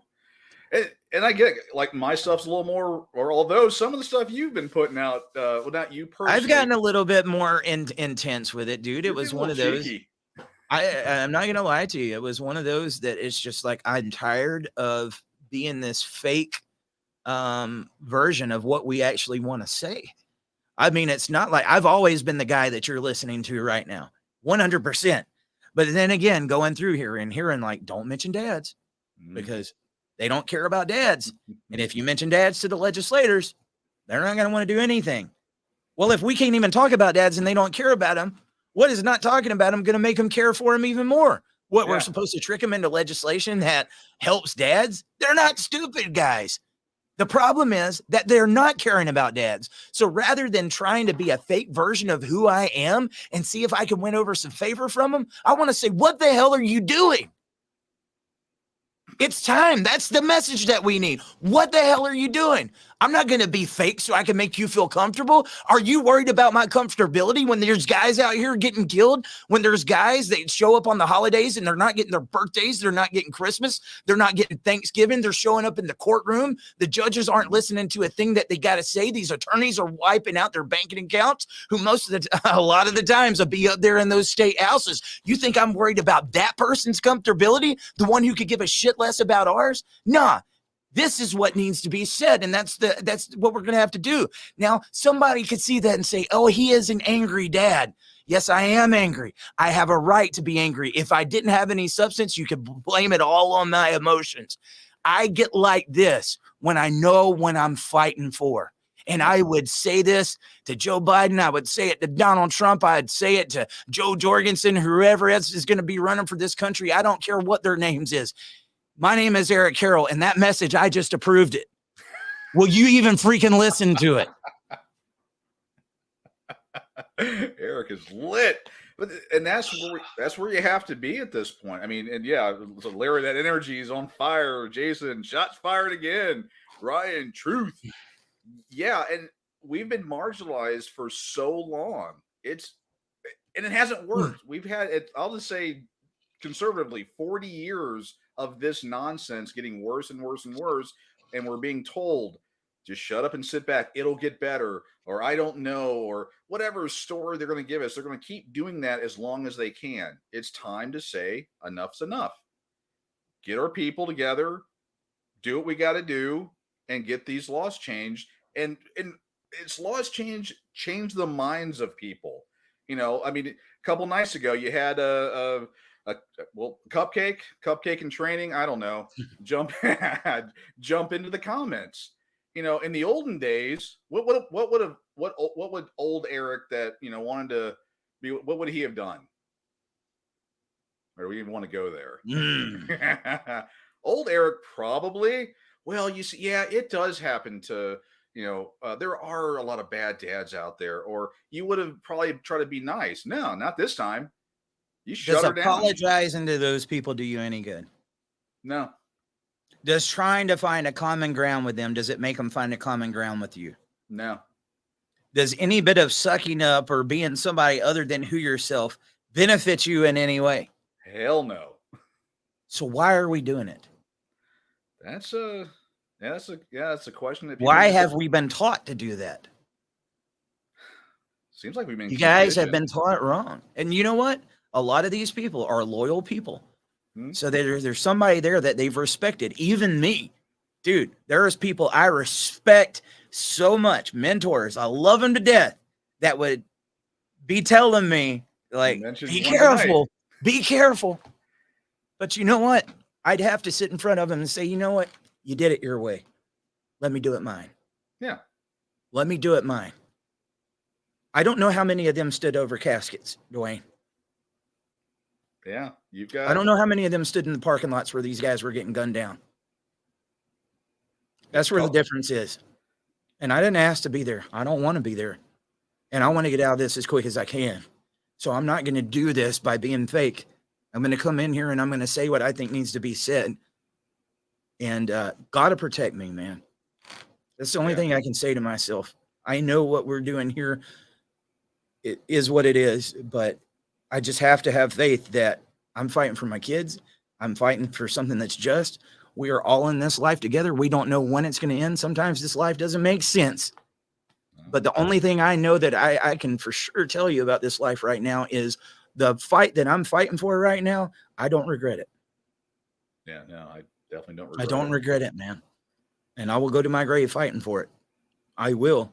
And I've even told my kids, if something was to happen to your old man, you better keep flying that flag. This meant something to me. I've had the talks with people that if something was to happen to me, this is what happens after that. You keep it going. I do not want this to go away. I just want to be here. And you can call that selfish. You can call it whatever. I want to be here to see it crumble, man. Oh, God. Yeah. I mean, I'm I want 50. that more than anything. So I think about the the later years and when I move on, and I've thought I'm like, I'm hoping that when someone's given my eulogy, they say, this guy was this river rat, from Missouri. He was an honest guy. He fought for what he believed in. He was a hell of a fighter for equality. A lot of people hated him, but you know what? He got some stuff done. I don't want to ruin the surprise, but I've even thought about that, dude. I don't want some preacher or somebody I don't know getting up there to do my funeral. I want to be on that screen saying, look at that son of a bitch down there. Get up. He's not as pretty as this one, but you know what? I'm proud of that guy down there. Yeah. And I want to take that to be one last moment to say, get off your ass, get empowered, be encouraged. It's going to get hard, but fight. And if we had more of that in the world right now, every single one of you guys right now that are thinking, I have nothing to offer to this. Yes, you do. You have something that you can offer to this. Do you have to be the guy on the microphone? No, you don't. Do you have to be on camera? No, you don't. Do you have to give $1 million? No, you don't. But you got something that you can offer to this. You are a part in this. It's not enough just to be dad and have those rights taken away. If you love those kids, you're going to fight for it. That doesn't mean you're just going to pull out the pocketbook and say, here, that's the easy thing to do, right? That's the easiest because one. you got the routine. You can just go to work. You can work some more hours. And I say that's easy. I'm not trying to discourage your battle. Right. This right here is where it gets real, man. This is where it gets real. And we need more people on the front lines. Well, I mean, given $5 or $10 or $1 or whatever, I mean, that again, welcome every bit of it, but getting in, sharing the podcast with your estranged wife or husband, or to your kids, or to your coworkers, your neighbors, your friends, bringing up that conversation, or when you're, the ladies, speak to them. The ladies are sitting around and you got all your girlfriends around, and one's talking about what a doofus a guy is, or thinking about leaving her husband because she just doesn't feel the butterflies. Stand up. I would say that's harder than throwing $5 in the plate, for an offering. That's tough. One thing about doing this, and I think I got a reflection to show that I think I do it somewhat well, is when you're on social media and you're planning posts and you're doing these things. Cheryl's still learning. She's getting some of the memes and stuff together, but I can look at it and tell they're going to react to it or they're not. Mm-hmm. You start studying gaslighting and all this other stuff, memes in a big way gaslights people because they call it an emoji because you're showing an emotion. It makes people want to react to that meme, right? And people want it right then. We're in the TikTok generation. I think memes give that right away. At the same time, you go and you see these TikToks where they're hydraulic press that's going down on a thing of Skittles or a thing of peanut butter or something like that, or somebody dropping a ball onto a trampoline from 30 stories high, and they're getting millions and millions of views and tons of donations. I'm telling you, you could go do that right now. Get you a camera, get you a hydraulic press, start doing that to the peanut butter or to the pizza. I don't know why anybody would waste a pizza like that, but they do it. There's a lady that presses her head in freaking bread and gets millions of views. And guys, it'll be profitable. It'll make you some money. This is where it counts, man. This is where it counts. Coming and giving intimate parts of your life in hopes that somebody else is going to be encouraged by what you're saying on the screen. And there's going to be people in the middle of that. You're sharing like intimate details about yourself because you care about I am my brother's keeper because I'm trying to get my brothers in here, you know? And then there's going to be people that are going to try to discourage that. And then it goes again. I'm making money. Now they're putting me down. They're doing this. Where's my people to back me up? Why am I doing this? You got to have a strong person mentally to come in here and say, I'm going to do that. Oh, yeah. Rather than going over there and doing that. There's all the people that want to be the YouTubers and can tell you how to get the subscribers and the followers and stuff like here. We are trying to make a difference. Right. And that comes with the price. That comes with the price. And I'm hoping this inspires some people to get a little fired up about it. There is no reason why that counter should be where it's at right now. I know how many people are going through this and would be showing up to this show. But until you get in here and you start like, share, and subscribe and the stars and the different stuff, they're holding them back from us. And so I need you guys. We need to get the message out there. I saw Larry posted one. Actually, I have up on the other share thing when you talked about memes that get a reaction. The one I have up on my other screen, that one blows people up every single time. But Larry said I posted one I got from pissed off parents in seconds. Then women bit hard. I've got a weird, personality, sense of humor, and the memes out there, and we need people to do that. Taking Dad Talk Today ones and grabbing those and getting that conversation started, getting them fired up, because that's you can get some you can get some change that way. You may change a mind or two. Dude, if I wanted to get 100,000 hits on a post, likes, and mad emojis, I would have posted what I sent you earlier. I get these little things that are in my head, and I'm like, if I do this, I know I didn't do it. What's that little part of you that makes you go, I shouldn't do that one? Because it was that thing. But you know what? There would have been a lot of people that would have liked it. So you realize, like I said, but it's about, again, trying to make a difference, man. It really is. I am so sorry to hear this, Jill. She said we're grandparents fighting for our rights after our son was stripped of his. And you know what? Thank you. I want to say there was the grandparent that we've been asking for. Yeah. Jill, you are a very, very important part of this movement that we need to see more of. Guys, I begged you, get grandma and grandpa in here. The ones that have seen what you're going through. That's people that back up your story and that will help you in this fight. We need you here. My grandparents was the closest thing to me as my parents. Dude, it was like losing my parents when I lost my grandparents. Yeah. There was times when I was a kid, I stayed with my grandma more than I did my mom and dad because she's the one that watched me while they was at work. I lived on the same property and I spent all that time, man. And to think that could have been ripped apart from me because my parents got in a divorce and I wouldn't even have known. What if they would have told me my grandparents didn't want me? My dad didn't want me. And I'm sitting here all this time thinking that I just got this crappy life and that these people that I want to love didn't love me and didn't want to be there. And it was all a facade just because one person had a grudge. And then that's the person that I'm seeing every day because I'm living under their household. That's evil, man. Evil. It's evil. It's like the movie Misery. I hate to say it. It's like the movie Misery where she keeps him in the house, doesn't want him to know anything different. I wonder if we get, Jill and Julie and I think Mia, there's a few other grandparents that are in here and get them together and have them start kind of talking and formulate ideas, see where they're all geographically from each other.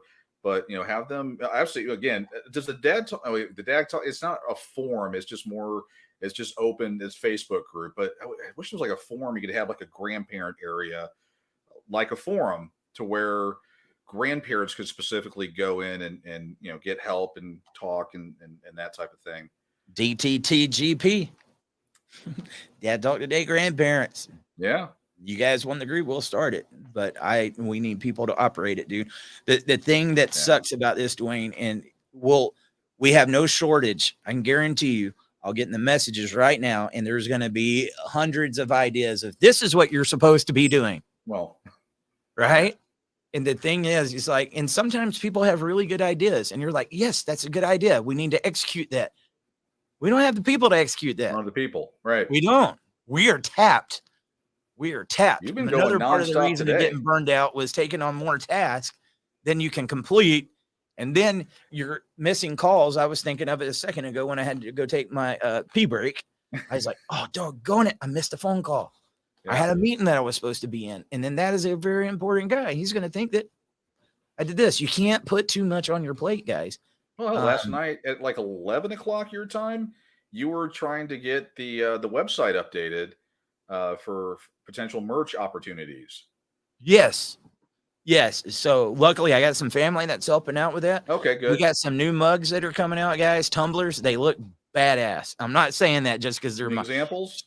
I have them on my phone. I don't have them on here, but I'll get them. But they got the tumblers. They look awesome.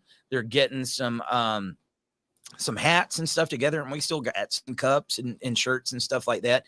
But give us some ideas. What is something that you would like to rock with the logo on it, with a sweatshirt?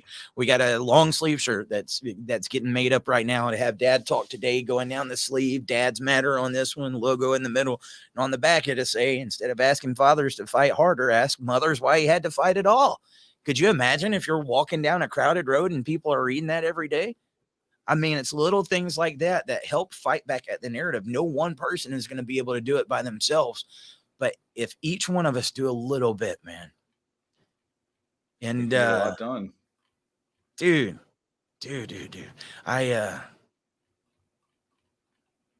just hope it actually happens, Dwayne, because I would feel like an idiot.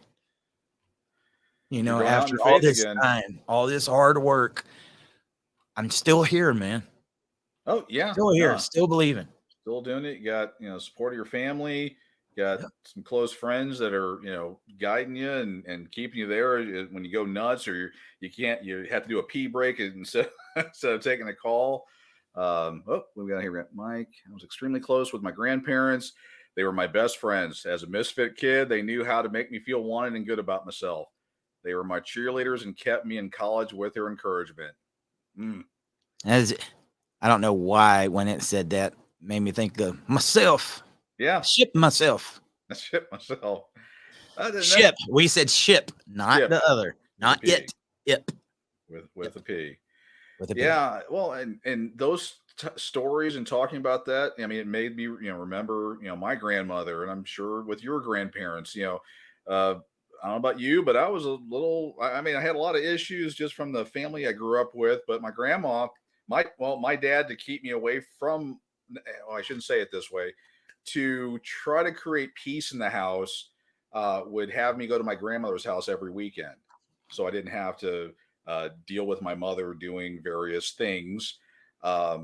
And so, I mean, she was, my saving grace. I have, fond memories of, always a nerd. We'd go to the grocery store and I'd get a couple Archie comic books and take those back to the house and read them. And, that was, she encouraged me. Oh, I love Archie. I said, what happened to Archie? Is he still out? It's still out there. I stopped reading Archie's early 2000s. The Archie started out as a deeply religious comic book. And I mean, if you get I have some of the original ones from that, they changed to meet the times as time went on. And then early 2000s, they took a turn that I felt that I did something I didn't want to read anymore. So I stopped reading those, but of course I still have my other ones. But yeah, Archie, I loved Archie comic books and stuff you would learn, and it's fun times. When's the last time you read the Sunday comics in the newspaper? I don't get the Sunday comics anymore, but I used to love. I did Sunday too, comics. Man. Was the Family Circus, Peanuts, Hagar, Garfield? I loved Garfield. Dennis the Menace. Dennis the Menace. Oh, good stuff there. Family Circus. I'd follow the little lines around when they do the little search things. Beetle Bailey wasn't that? Beetle Bailey. Yeah. Beetle Bailey. Hagar the Horrible. BC. Yeah. Oh, oh yeah, that was So that's how I read. I'm gonna. That's how I learned how to read. We're getting off in our dork mode, and we love doing that, and we'll get back on it in a second. But where is it, Jill? She said, "What can we do to help?" I tell you what would be a great help. One, financial support. It's huge. We got several different ways you can become. If you can't do much, you can become a member on Facebook. It's $5. If you become a member on YouTube, it's $5. You can send stars. Those are like a penny a piece. And guys, I encourage you send in the stars, even if it's 50 or it's 100. It definitely helps us with doing what we're doing here. There's super chats on YouTube, patreon.com. You can become a subscriber on there. That's a monthly contribution, but it's not just about that. If you do not have financial support that you can give to us, you can like, you can share, you can subscribe. Okay. Make sure that somebody that is going through this, if you know them, that they know that this is out there, because there is people out there that this could literally be a lifeline for them. If they was sitting here and listening to us for the last 3 hours twice a day, instead of locked up in their head, feeling like they're alone, make sure that people know about it. And the other thing I would say to you, Jill, is get me some more grandparents. Give me some more grandparents. I got no shortage of dads. I was like, and that's just going to keep going. And I'm doing this for my brothers, but we need you grandparents in here fighting with us. We need you stepmoms. Thank you for being in here too. We need all of them, because what ends up happening for you grandmas, for you stepmoms, and the ones that support us, is the feminists show up, and then these guys start believing the stereotype that all women are against us too. And that's not, it couldn't be further from the truth. Thank you for being in here, but there's those little things that you guys can do. And if everybody did that, let me give you an example. Almost 500,000 people that just follow Facebook on Dad Talk Today. If they all became a member, that is $250,000 a month. Dude, the reality is Patreon.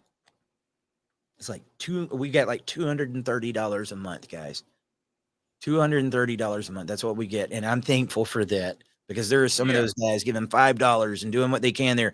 That's big. That helps pay for this StreamYard. I can tell you right here, this microphone, it got sponsored, but there was little things that people did. It costs way more than that to be able to do the show. So the more that you guys can help us come up with a sustainable model to where, I'm going to tell you, the content gets much better, and it's easier to make the content when you're not worried about how your family's going to eat that night. Right. I'm just going to be honest with you, because when your family takes over and you're wondering, like, how am I going to pay the bills? I don't have any insurance. I don't have any retirement, but yet I've got this cause, and this is a righteous cause. I got to go fight for it. I've got no shortage of things that people expect me to do. But when I'm worried about that, what's going to end up taking over? And I'm going to tell you, there was many times I still stayed here when I didn't know how next month's bills were going to get paid.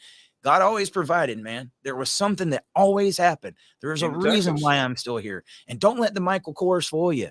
I'm telling you, it was TJ Maxx, $15. I got it not long ago. I am a clearance shopper. And if you dads need some shopping tips, I can show you, boy. I can show you how to get the good ones. I know where all the clearance racks are, and buy online. But anyway, that's just a long way of saying those are some of the ways that you can help. But I mean, Carnell Smith was a good example of that. And Carnell got on to me in the very beginning when he saw I wasn't creating a business model and a sustainable model. He said, Eric, there's only so long you can run on passion. And he tried to tell me, and I was like, no, I got this, man. I got this. And I did it. And then I ended up sick, broke, and not knowing how and I was going to continue. And luckily I got back on my feet. And then I was talking to Carnell again the other day. He said, Eric, I want you to understand when I tell you this is I did this for years. I used every dime that I had saved up to go fight for these guys, and got within 1 month of not being able to pay my bills and lose my house before I said, I can't do it anymore. And so he had to go back. That is one of the smartest men behind these issues you will ever see in your life. And he is having to do something outside of this movement. I want you guys to understand, you have no idea how smart of a guy Mr. Carnell is. And that's who I learned from. And if he came on and told me I was doing something wrong, I'd sit down. Yes, sir. Tell me what's going on, because yeah. I know the knowledge that comes out of that man. He did get a legislation passed. This same system that we say is crooked and that they don't care in, Carnell got the legislation passed in 11 different states, guys. Could you imagine if that guy had some volunteers and had some funds behind him and a team that he could train that could get strategic and go out there? I tell you, it can happen. But he's having to work towards something else. And I tell you right now, he tells me all the time, Eric, if I had the money, I'd be back full time in the movement. He wants to be here. Yeah. He wants to be in this seat talking with me and you right now. Yeah. But he can't. Work. He's got to work. And that's become my mission too, is like, I got to find a model because we need to get him back in here. Because if we can get him back in here, we can get some steam going. And I want you to see this, guys. There's a lot of those older advocates. I ain't talking about Carnell. Carnell still looks young. He's got his beauty going on. But there's a lot of them that have fought for decades. And I don't know how much longer they're going to be around to give this knowledge. Who's the ones that are going to testify for us, right? Who's the ones that are going to say this is the research? A lot of the ones that have been doing this for years, their better years are behind them. There really are. That's that. I'm sorry, dude. I've got to be honest. When I'm sitting there in a coalition of all these guys that I'm like, oh my God, there's this person I respect. There's this person. I know who he is. And I'm like the youngest guy in the room. And I have to sit there and I'm like, I am the only one not past 70 years of age. Warren Farrell. And that's the truth. Warren, dude, Warren's almost 80. Yeah. Don't let that fool you. When I went and saw Warren, he put you guys first down. thing he did was take me on a hike. Okay. And I was sitting there like, why in the world am I walking through the woods? He taught me a lesson without even having to tell me what it was, Dwayne. He's like Mr. Miyagi. He was like the American Mr. Miyagi. Yeah. It was, because we're sitting here walking through the woods there in California, and it's so beautiful. And all I can think of is, man, I got a show tonight. I got to do this. I got to do this. I got to do this. And it's like, I got to keep up with Warren too, you know? And so eventually I had to focus on my breath, and I had to look around, and it was just like, you can breathe. Yeah. He was showing me to pace myself. Warren didn't have to speak any words that day. And then I remember when we went to leave, he looked at everybody that was sitting there with us, and he said, you make sure that guy takes a break right there. He said, promise me you'll make sure he takes a break. And I didn't listen. I did. I was forced to take a break not long ago. I had like 3 months of a break, dude. And I'm sorry, guys, that I didn't do hardly any podcast in that time, but it was needed because we learned lessons. And this is all knowledge that I'm passing on to you guys, that if you want to become advocates, don't do that. You want to burn the candle from both ends, and you think it's supposed to be hard and fast. I mean, there is a part of it that we do need to get it red hot. In order to get it to where it needs, we need to hit it, and we need to hit it consistently. Yeah. But that doesn't mean one person's going to be able to do it. Nobody's going to be able to fly that flag, dude. There's no way. There's no way. We need thousands of us, and they need to be properly trained. They need to be properly funded. You can't expect people to sacrifice everything they've got to fight behind it. And right now, there's no government grants and stuff like that that's going to fund that type of movement for equality. Yeah. Okay. So it's back on us. And so people could take that as it's never going to happen, or they could say, where can I get involved? And so I put that back on you. Like I was talking about with other countries, help us, help you. Yeah. I can't find out how to tell you how to help us. Right. I can sit here, like, share, subscribe. Here's the system and everything, but you've got some talents that are specific to you that you can chip in. Mine is promotion. I know how to promote it.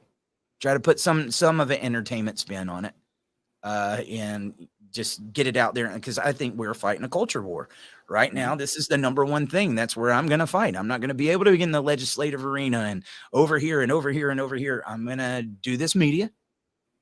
And I'm going to do it the best I can. And if you don't like the way I do it, somebody start a podcast and you do it yourself, because there's many people that started it. And I tell you what, they don't know what they're getting into. Yeah. You know, it's not as simple as getting a Zoom program and a microphone and thinking, I can do this. Yeah, it is much harder. Dude, it is. And I promise you, man, if 2023, I've got hope. I got some tricks up the old sleeve right here. Yeah, you got, I mean, things kicking in the background. I mean, you are burning at both ends of the candle and doing things. Yeah, but when you see traction, dude, it's hard I to tell know. this train Yeah. to With slow good down. energy You that, know what I mean? yeah. Ugh, Well, and it's you're like, acting in faith that, I mean, the channels are going to grow. You're going to get the proper funding that you need in order to execute something. I mean, again, the documentary or the media, I mean, that does cost money to rent space. It costs money to get cameras or rent cameras, get the professionals to do it. I mean, grabbing an iPhone and doing the whatever that I mean, you can go to other groups and get that, but to get professional quality stuff that people are going to watch and go, this is legit. yes. It takes money and yeah, it takes money. You want to be treated like that, you have to look like you're organized like that, right? Right. Could you imagine if Martin Luther King had done those marches by himself? And I understand why people always talk about marches, because that's what happened back then. Right. We're not in that era no more, guys. They didn't have social media. They had like 3 TV stations or 2. If you would have tuned into TV, now you've got cable, you've got satellite, you've got Tubi, Freevee, and all these other things that you can get on your Fire Stick, your Roku. You got all these different places, YouTube, that you can access this information. The world is not what it used to be. So thinking that this magic thing is just going to happen, even back then, it took work for Martin Luther King to do what he was doing. Yeah. Right. But we are not in that same generation. And the reason why that worked, Dwayne, is because it was a fresh new approach that Dr. King took. He wasn't copying anybody else. And that's what I said. Sometimes the wheel might need to be reinvented. We might have the answer right up under our nose right now. And it's just one of those, we never thought of it that way. Because I wasn't supposed to talk about fathers. You know what I mean? Because I wasn't supposed to talk about fathers. I didn't talk about fathers. You mean it was that easy? I don't think it's that easy. But it could be one of these that's right up under our nose, and it's so obvious and we've made it that complicated. I really think just getting that awareness out and lighting it on fire. The thing I've always said is just apathy, the general apathy, the people wanting it just about them. It's got to be something where, and we're fighting that culture war, because what are the TikToks of the world? What is all this? A lot of the social media, it's all about how can I glamorize myself? How can I be about me? And we're really asking a lot of people to be selfless. I don't know how to fix that. No, dude. Like, we live in a generation where they can't even take one picture. They're going to have to get 30 different pictures with certain filters in order for you to say, okay, you can post it. Right? We're so worried about what people are going to think about us. Yeah. I mean, why are we so worried that we keep from being real? I mean, here's the thing. We don't have to be anything but the fathers that we are and say we love our kids and stand up, and that should resonate. Yeah. Well, shouldn't it? It should. Unfortunately. It should. And I wanted to think that there is still some hearts and some people out there that when they see the battles that you're going through, when they see the things that you're going through, they're going to want to do something about it.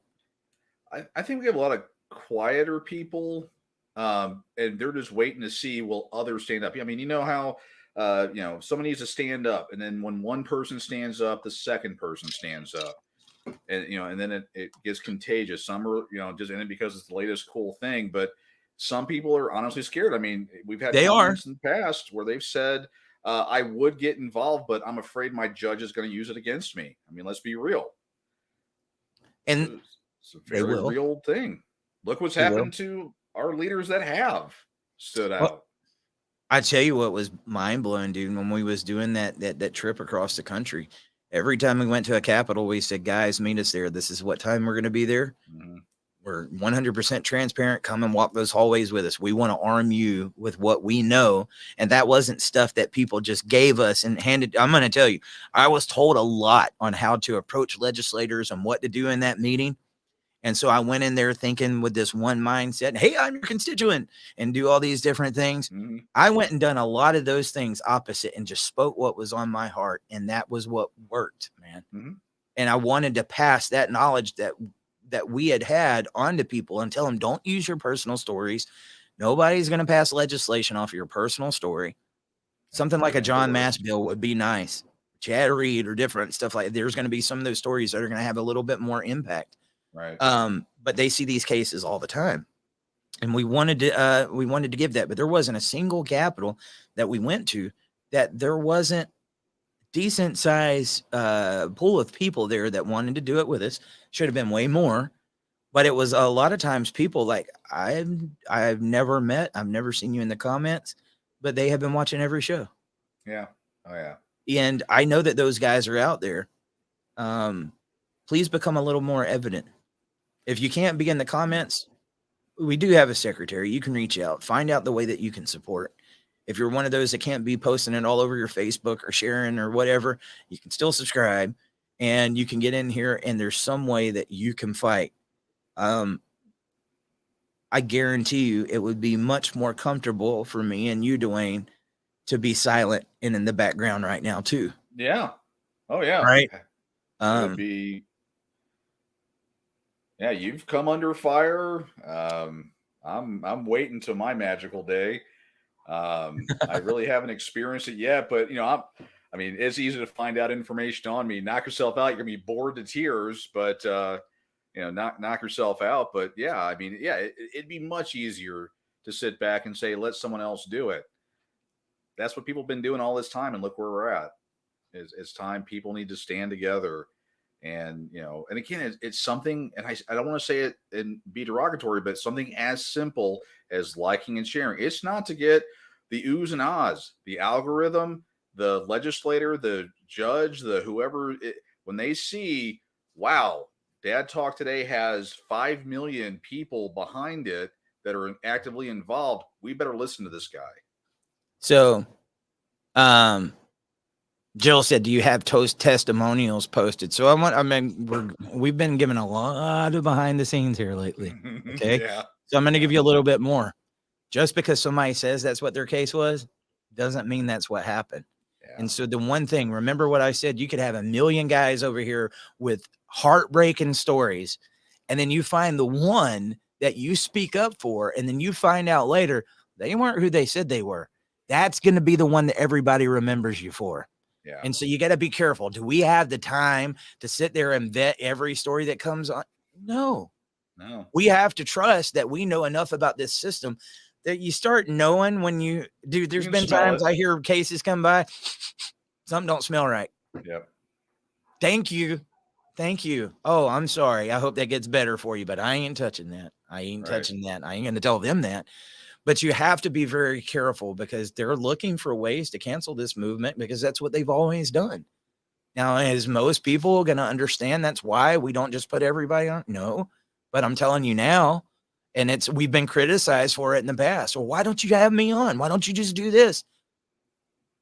Why don't you just understand there might be a reason for it rather than thinking that we hate you? Or that we want it to be about ourselves or anything. We're on here talking about a very unpopular issue. That's just telling you that. She said, what's our homepage? Well, we got dadtalktoday.com, which I'm going to be honest with you. We need to start building a lot more up on the website over there. I tell you what, I would love to have. I would love to have more reporters to where we become more like media and they actually are sitting there writing the articles and they can get out into more stories. I would love that. I don't have the funding for that.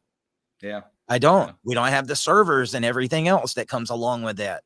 But I would love that. I would love to be able to report on more. We are limited on the resources. Again, dude, I've turned down network offers to go talk about something else. Yeah. I've turned down. You could be rich if you wanted to be. What you did on Media Row and your connections on the legislative level and what they've offered you, you could be sitting pretty right now, leaving all this behind. Let's just be factual here. I mean, well, the guy that just passed away not long ago, and a lot of people in the community knew who he was, Ted Bush. Oh, I remember Ted telling me, Eric, I worked up in DC. I was a lobbyist. He said, you would have got paid millions of dollars for what you went around the country doing for free last year. Yeah. And, I hated that. There was another guy, dude, you get behind on these phone calls. Ted wanted to update from when I was out west and I didn't get it until it was too late, dude. I didn't know it. Ted passed away. Yeah. But that was another guy that gave his life fighting for this movement. I mean, the one good thing about that is right before he passed away, he got to see his kids. And it wasn't in the way that he should have. It wasn't one bit whatsoever. But I know for a guy that put so much into it, Ted didn't get to see that. And he's counting on some of us to do it. Maybe he's still watching now. But I don't want that to be any of our stories. Yeah, he was, I for those him- that don't know, he was fighting pancreatic cancer and Yes. the corrupt courts. And you can Google or YouTube his name. And I believe his final court scene you could see a video. You can see how he looked and what he was dealing with at that point. He fought to make everything better for not only his family, but everybody else until his dying breath. That's fact. So Mike said, in your opinion, what is the one issue we should present to legislators so we're all on the same page? I don't want anything to be that I say is the end all be all. But I will tell you this, until we show up, until they see the numbers that reflect who we really are, because we don't have the money to go against the lobbyists. Yeah. We need to work on the awareness. And I have people that beg to differ with me on that all the time. We need public civil discourse and all this different things. And look, dude, to get enough people to do anything in solidarity, what is it going to take? Awareness. Until we've got our movement here ready to go, let's wait on giving out assignments. Does that make sense? Because I think what happens is like, dude, I went again last year. I can identify probably 30 different legislators, if not more. I got them on camera. This is not me just saying bullcrap to you. One of the things I would do before I would end the interviews, if you go back and look at some of the legislators, I said, would you support shared parenting? If somebody brought the bill, yes, I would. Hmm. And I made sure I got that on camera because I wanted that level of accountability. Not just give me this little false promise, but when you get in office, I got something saying, see, you said you was going to do it. Why can't I talk to you now? But we went and got all these different legislators. At the end of the day, we didn't have people to move the ball forward, and we didn't have the organization that this movement needs. And it was a bunch of wasted work. It was good intel to know what we need to do next. Right. But you got to walk before you run, guys. And in order to get that solution, we've got to do some of that walking in order to get towards that end goal. It's not like we just start now. Somebody's got a magic answer. We're there.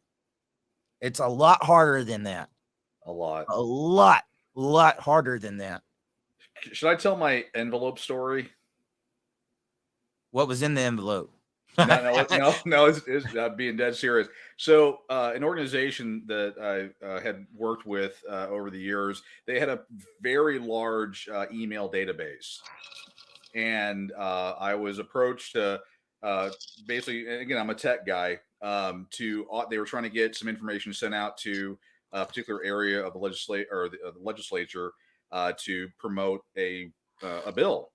And it was I basically designed it to where all the end user had to do was push one button. The email would format with their email address. It was a form. It changed. They could put their own information in there and send it off. And that was basically to create awareness. And I'm offering this as an example of where we're at. And I had the statistics or the data that what happened from that transmission. Less than 1% did anything with that email to do that. I know that's very, but, and that, I talk about apathy. One of the reasons why I got to that, I can't do this anymore, is trying to get people to do stuff. Gotta have the balance with the movement, though. It's just like I said, a lot of these legislators do know and they don't do nothing. At the same time, there's guys that don't know, and there is some that would do something, but until they have the right resources needed to fight for us, they can't do nothing. Now, if we had some funding and we had the audience where it needed to be, and I showed up and said, hey, can you carry a bill? I think you'd have a lot more people like, hey, you carry this. I'll get you on Dad Talk. Let's get you. Look, I've done it before. But right now we need our people doing what needs to be done. And we've sat on here numerous times and said, this is what needs to happen. You know what difference it makes at the end of the day, Dwayne, most of the time?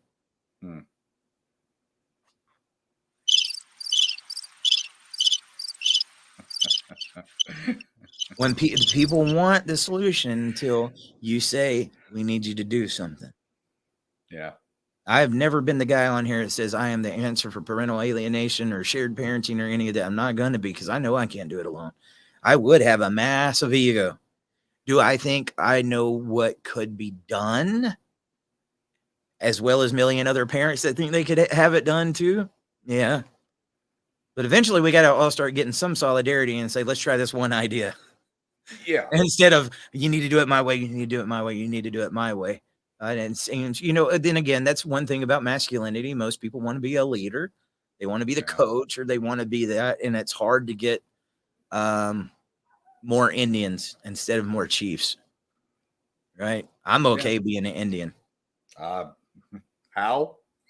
I mean, sorry. I didn't mean to offend anyone. That was just me being funny. That's it, dude. We did it again, though. We're at the 3-hour mark. I mean, we're right 20 seconds, 3 hours of sitting here and trying to share this. And another thing that I would like to do, and hopefully I can do it one day, is get some of the other leaders that was here way before me that I learned from to say, they've been hearing me say this. Am I telling the truth? And one of the reasons I am sharing more of this is my frustration was going to some of these leaders and saying, you know, you want to know what I effing really think or whatever? You know, I needed somewhere to vent. And I'm usually not like that. It's like, you want to know what I really think? And having one of them say, Eric, they need to hear that. They need to hear that. The politicians need to hear it too. Oh, yeah. People need to hear the frustrations. They need to hear these parents that we're going to hear on Thursday that's waiting for justice for somebody that was killed. They need to see the consequences of what's going on. Yeah. The fruits of their labor, as it were. That's it. All right, man. I think we're probably going to call it there. I got to do this again in the morning. Ooh. Yeah. Well, don't be too tough on Dr. Brooks. I'm talking to the. I think he can handle it. Yeah, I'm talking to the folks out there. Eric, you'll be mean to him. It'll all be good. No, yeah, you guys get along real well. Yeah, for the folks that are on, definitely tune in to that 10 a.m. Eastern show with Dr. McKenzie. I just call him Dr. Brooks. I like to make fun of him a little bit, but nice guy, very knowledgeable. He's really a doctor. He's not like Dr. Pepper. He's really a doctor, and a lot of good information that he can take and make it understandable to the masses. That's a key. He's not going to do it PC. Oh yeah, I'm sorry. If anyone's looking to get cupcaked or to be all talk nice to, and you know, whatever, that's not him at all. He's gonna shoot it to you straight, and you're gonna get a lot of information. Bring your notebooks, pencils and pads, and notebooks, and because he's got a lot of good information. And be sure to check out the information. But yeah, great guy. And bring your voicemails. Bring your voicemails. We still got the voicemail line up. I don't know what tomorrow's topic's going to be yet. That's how behind we are. But I figured we'd just come on here and find out what it's going to be. Yeah. And we kind of play off of you guys, because the whole thing is, again, not making a video just to make a video. What is it that you are experiencing? We want to be a resource. We want to help where we can. We're not attorneys. We're not legislators. We're not experts. We're not coaches. We're not any of those things. And we're not charging bills for what we're on here doing. At the same time, if you're going through something, we want to show you, here's people on the screen that care. We definitely do care. That's it. With the number, again, this is for people, you know, what can we do? Or you have ideas, you want to share your story, 3 minutes voicemail goes right. Yeah. 3 minutes only. Don't keep calling back. And it's not a hotline, by the way. And they do it. I don't know if I'm ready for work tomorrow. Oh, it's going to be a hard one.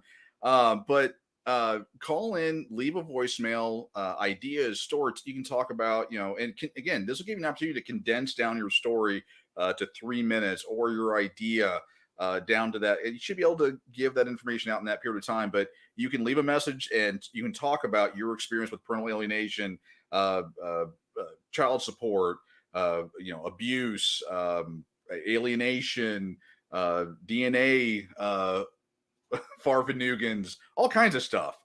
But yeah, use that. That's your opportunity. And if at some point, or if your story is to that level, I think we heard from someone earlier tonight. If leave that voicemail, he hears that, he may say, hey, let's bring that person on the show. We can talk to them. We get enough feedback on grandparents. Dude, tonight, Patty Sayers.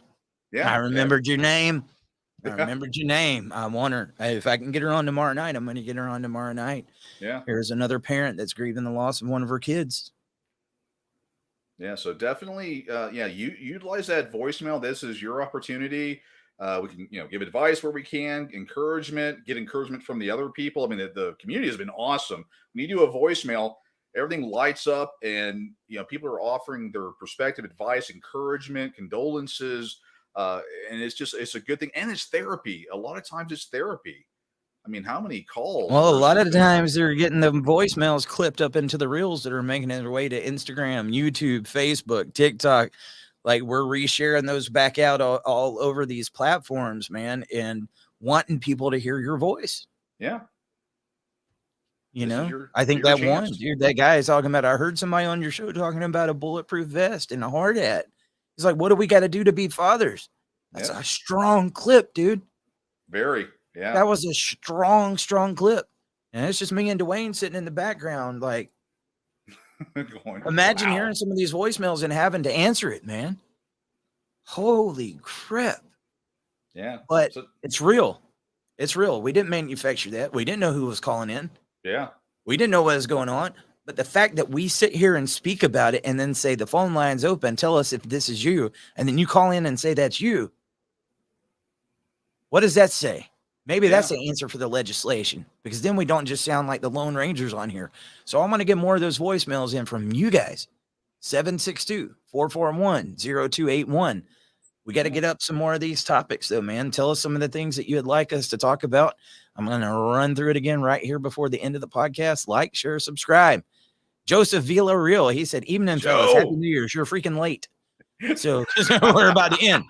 You're going to have to watch the replay. We would have read your comment if you'd have showed up earlier. Take that in there for all those new viewers. These OGs in here, they sat here for the whole 3 hours. The OGs. It is, dude.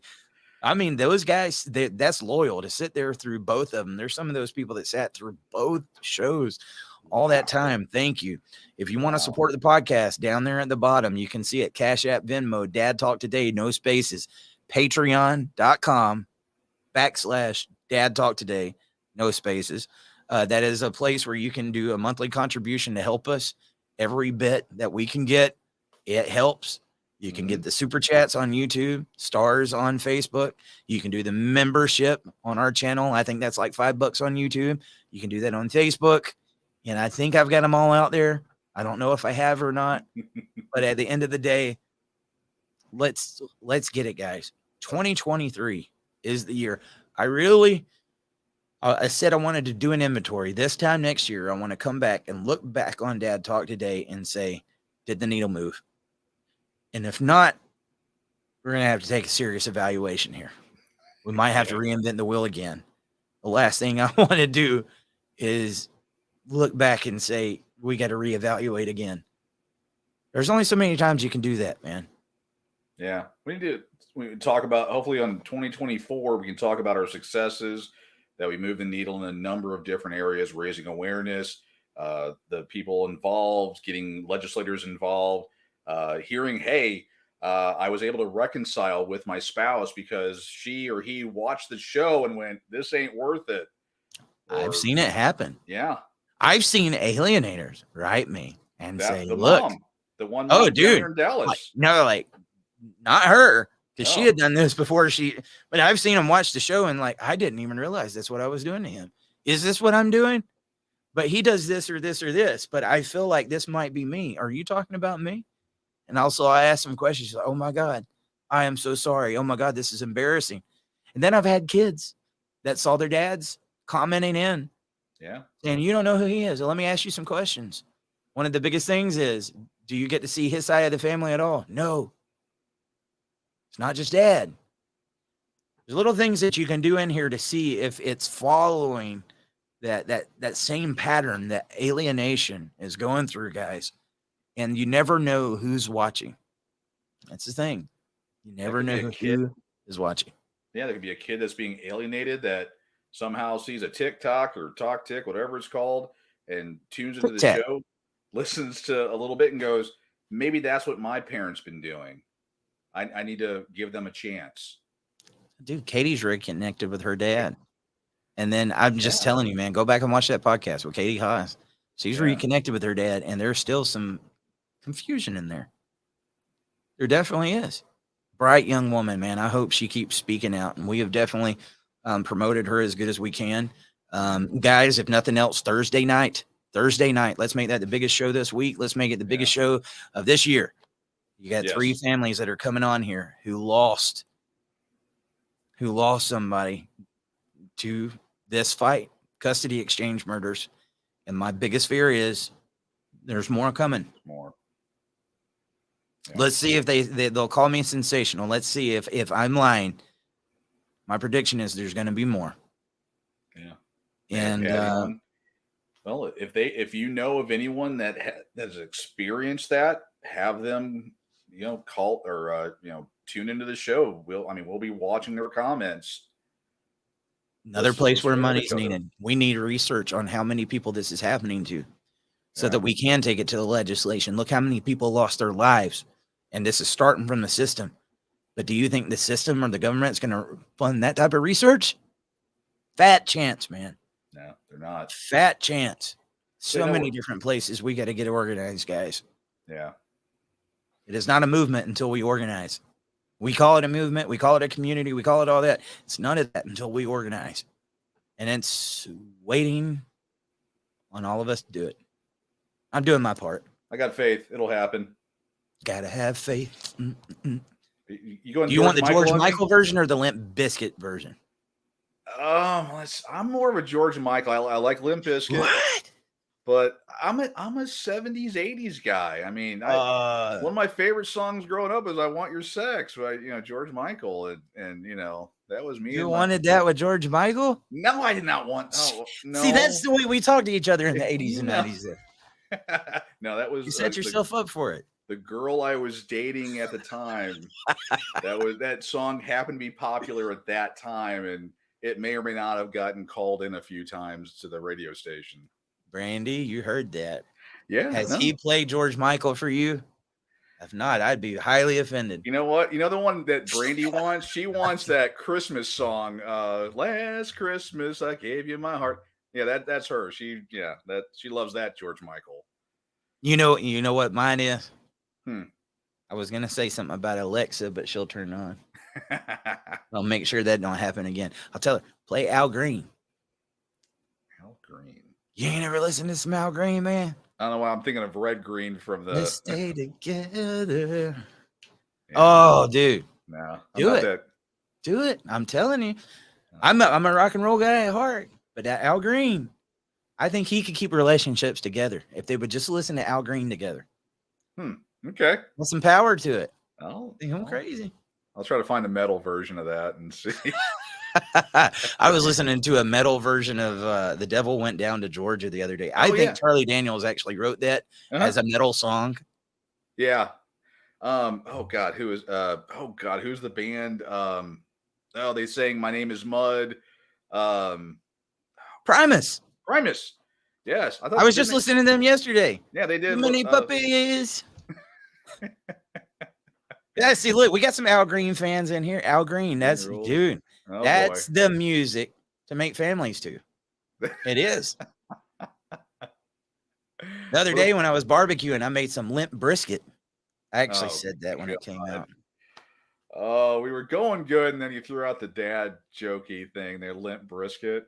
Wow. Limp brisket. Yeah. Yeah. Okay. I dang sure did. All right, guys. Dwayne, we'll just keep going down that rabbit hole. See, we have fun. We're at 3 hours and 12 minutes, and we just keep it going. Keep it going. So I can guarantee you we're gonna be showing back up. And we hope you do too. Next time, bring a friend. Grandma, you in here tonight. Bring another They grandma say next she's time. Just a friend.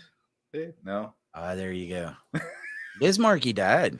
he did that earlier this year or earlier last I year. think it was yeah. last year, Bismarcky. Yeah, That one hurt. it did. Oh yeah, all my favorite. Oh, baby, you.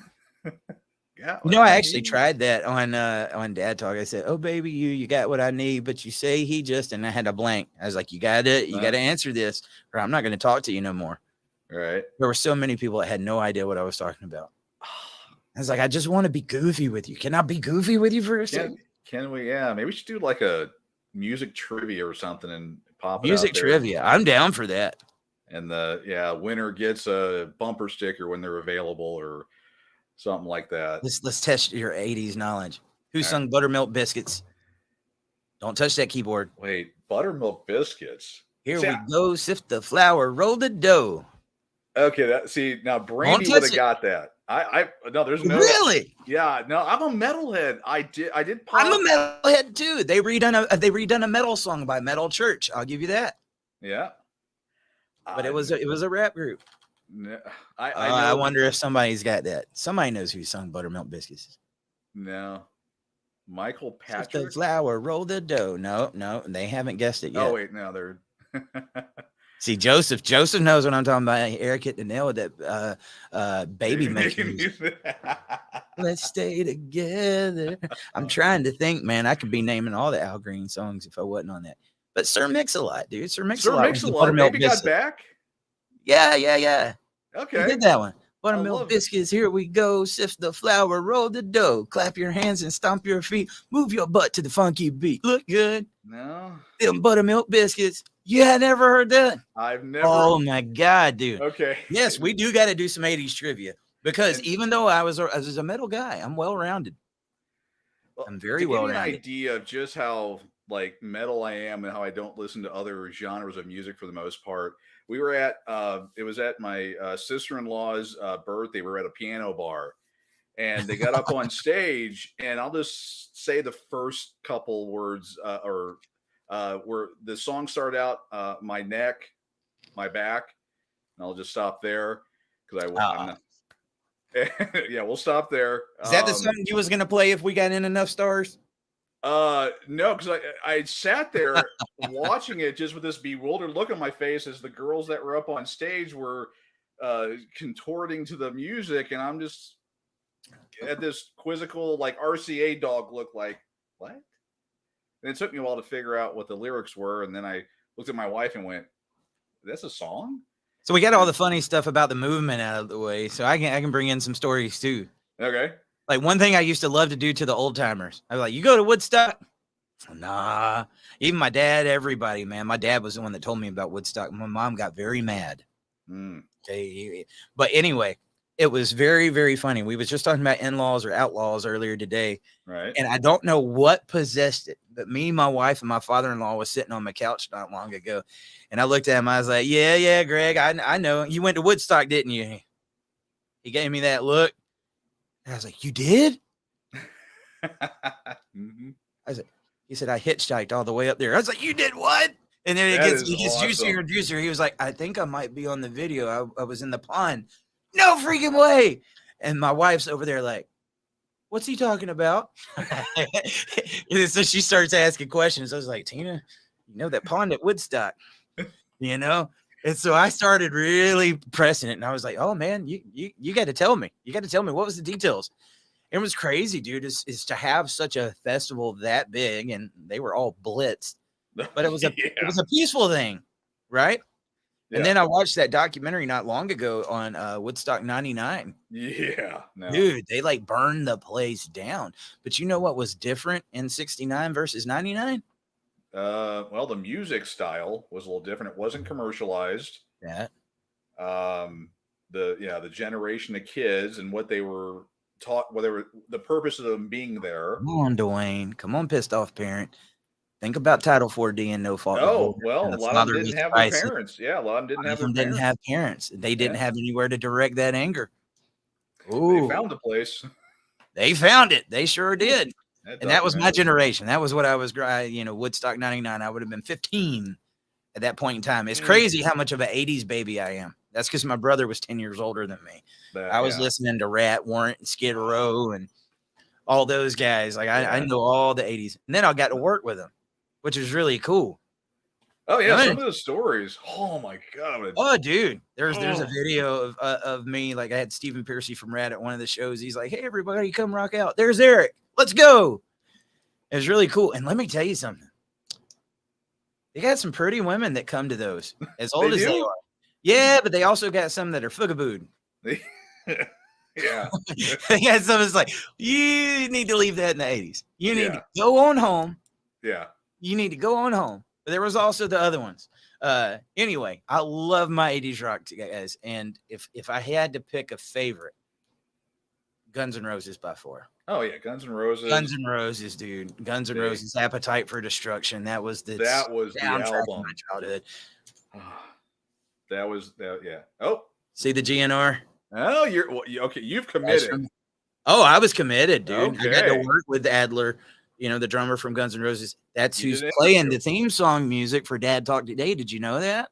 Yeah, He was the I drummer knew in that band. Did you listen Yeah, to the one that music you for the- hated. But the yeah, crowd? dude. Yeah, dude. Wow. That was where I got to do that. And I've never really been what's that word? We've done so much talking, I can't think of it right now. Like breathless, or like what is that when you meet like a star and you don't know what to say? Starstruck, dumbfounded. Starstruck. Yeah. Sorry, that shows you how much we've been talking. But I was starstruck when Adler showed up because I was like, "Sweet child of mine, welcome to the jungle, Paradise City." Like I had that on my bicycle on my Walkman, or my cassette player that had a speaker on it, and I had taped it on. I listened to this all the time when I was jumping on my trampoline. Dude, it sucked being in the country. We didn't have friends to hang out with and Mr. stuff. So, Brownstone. oh, Mr. Brownstone. See, I was a Metallica head. I love them Metallica, too, dude. Megadeth, Anthrax. Oh, Big Among the three. Living. Oh, Among the Living. God. Oh, I love it. Slayer. Megadeth. Slayer. I'm a Megadeth fan too, but I mean, dude, Guns N' Roses and Aerosmith was what did it for me. And where I live, it was Garth Brooks, Reba McEntire, all that, George Strait, Tim No. McGraw. No. I went down to a Grundy County auction. That was what we was listening to around here. Up until about 5th grade, I got the Get a Grip Aerosmith because the CD with the cow's udders that was pierced caught my eye. But then that album cover for Appetite for Destructions with the skulls. Mm-hmm. And then I remember the first time I heard Sweet Child of Mine. Oh, and you knew that was an accident for a song. Slash was just doodling around. He did not mean to make. And when I heard that, I said, I love this. That's me. And I want to learn how to play that on guitar. And that's what got me into guitar and stuff, dude. And I've been a metal guy ever since. Now, since I've gotten older, I love Elvis. Yeah. Dude, back in the day, that was what my parents listened to. So I couldn't listen to Elvis. Jailhouse Rock. Oh, dude, I love Elvis. And there's elements of metal in that old stuff. Dude, you go listen to You've Lost That Love and Feeling by Elvis. And so, yeah, dude, it's in there. But we'll end up doing another 3.5 hour podcast. We get talking about Elvis and all this other stuff, guys. So we're going to get on out of here. Now, one last funny story. So my wife loves Luke Bryan. Loves Luke Bryan. If you could ever hook whatever. I'm sure my wife does too. Yeah. I mean, so we got to go see Luke Bryan. And I say we, meaning we got tickets for her. I had to go. Anyway, the way it worked out, we were about 10 feet away from Luke Bryan. She hates when I tell this story. We're like 10 feet away. We didn't, I mean, she's in heaven. And I don't know any Luke Bryan songs. I'm not a country guy at all. And I'm just standing there and I'm looking up at him and he's dancing and singing. He looks over at me and he's just like, the hell? I mean, I'm 10 feet away from him. Less than. And he's just like, everyone's losing their mind. And this one guy's just standing there just going. It was just one of those. It was one of those moments you had to be there. Anyway. Well, dude, old school country. Like Waylon's grandson was on Dad Talk. He came on here after he went through rehab and he straightened out. And he is a great guy, got a newborn and everything. Way Jennings. He sounds like his granddad, Waylon. That is bringing back country music. Hank Williams III Have you heard Hank 3? Ain't her That's Hank one of one. those. That's one of those that tricks people because he sounds like his granddaddy, not his dad. Right. And I'm a Junior fan too, but he sounds like his granddaddy. But if you go to a Hank 3 show, he'll only play for about an hour, and then he'll tell all the country guys, if you don't like hard rock, you might want to get out of here. Right. Because then he goes full on metal, dude. He was in a band called Super Joint Ritual with the singer of Pantera. So he'll play an hour of outlaw country, and then he'll play an hour of metal. But that old school country, that rebel, that's what it's missing now. Rock and roll. I mean, country tried to be too much like rock and roll. Oh yeah, yeah. This is what I think ended up killing country, and it didn't have that flavor. It was commercialized. It was like Nickelback. Ooh. It's Everybody hates yeah. Nickelback. I'm sorry, Nickelback. I like Nickelback. Nickelback is talented. The problem is they were writing for what the labels and the mainstream was wanting versus writing music. Florida Georgia Line. Oh, I agree with that, but I'm just saying that was my look at it. And I tell you though, it's very sad because you don't want to put down somebody's passion. They were very successful at it, and that was the way I felt about Linkin Park, dude. Up until Chester died, people used to call them like Linkin Park. You know, they would talk about them like they would Nickelback. And I go back and listen to some of Chester's lyrics. I'm like, whoa, dude. You know, this was a guy that there were signs there leading up to it. If you listen to those lyrics, and I tell you, so how does that play into dad talk? You got to be very careful with what you consume. You might be singing some of those lyrics and singing some of that into you, and you don't even realize. I love Linkin Park. I love Stained. I love it, but I become another person listening to that because it's so easy to relate to. Shinedown, dude. That guy has one of the best voices. Yeah. That would be the perfect concert for a date night. Country and rock all in one show, Brandy says. God. They don't mix. They don't mix. They don't mix good unless you have like a David Allen Coe with a Hank 3 or something like that. You gotta be very, very specific. And then somebody was mentioning punk rock, dude. There's a lot of the punk rockers that are really into that rebel, like Gigi Allen. Yeah. Gigi Allen was a big Hank fan. Yeah. Anybody that doesn't know who that is, I'm not saying for you to go look it up. That guy was crazy. But yeah, dude. And then, like going back when I went up to Graceland and got to see, that wasn't not long ago. That was really cool, dude. Got to see all the Elvis Brandy stuff. about that. Could you imagine? Yes, Brandy, you got to see Graceland. I couldn't imagine the level of fame that Elvis had to put up with. He had to be the most famous person to ever live. And there's people that think they want to be famous, TikTok famous. If you go and look at what Elvis went through with that, there is no way on God's green earth I would want any type of fame. But there was some cool parts of it. The fact that the guy had all these deputies badges in all these cities and would pull people over, and they wouldn't know it was Elvis coming to pull them over. And, hey, let me see your license. The license registration, please. Thank you very much. Thank you very much. You're speeding. Yeah, here's an autograph. Just don't do it again.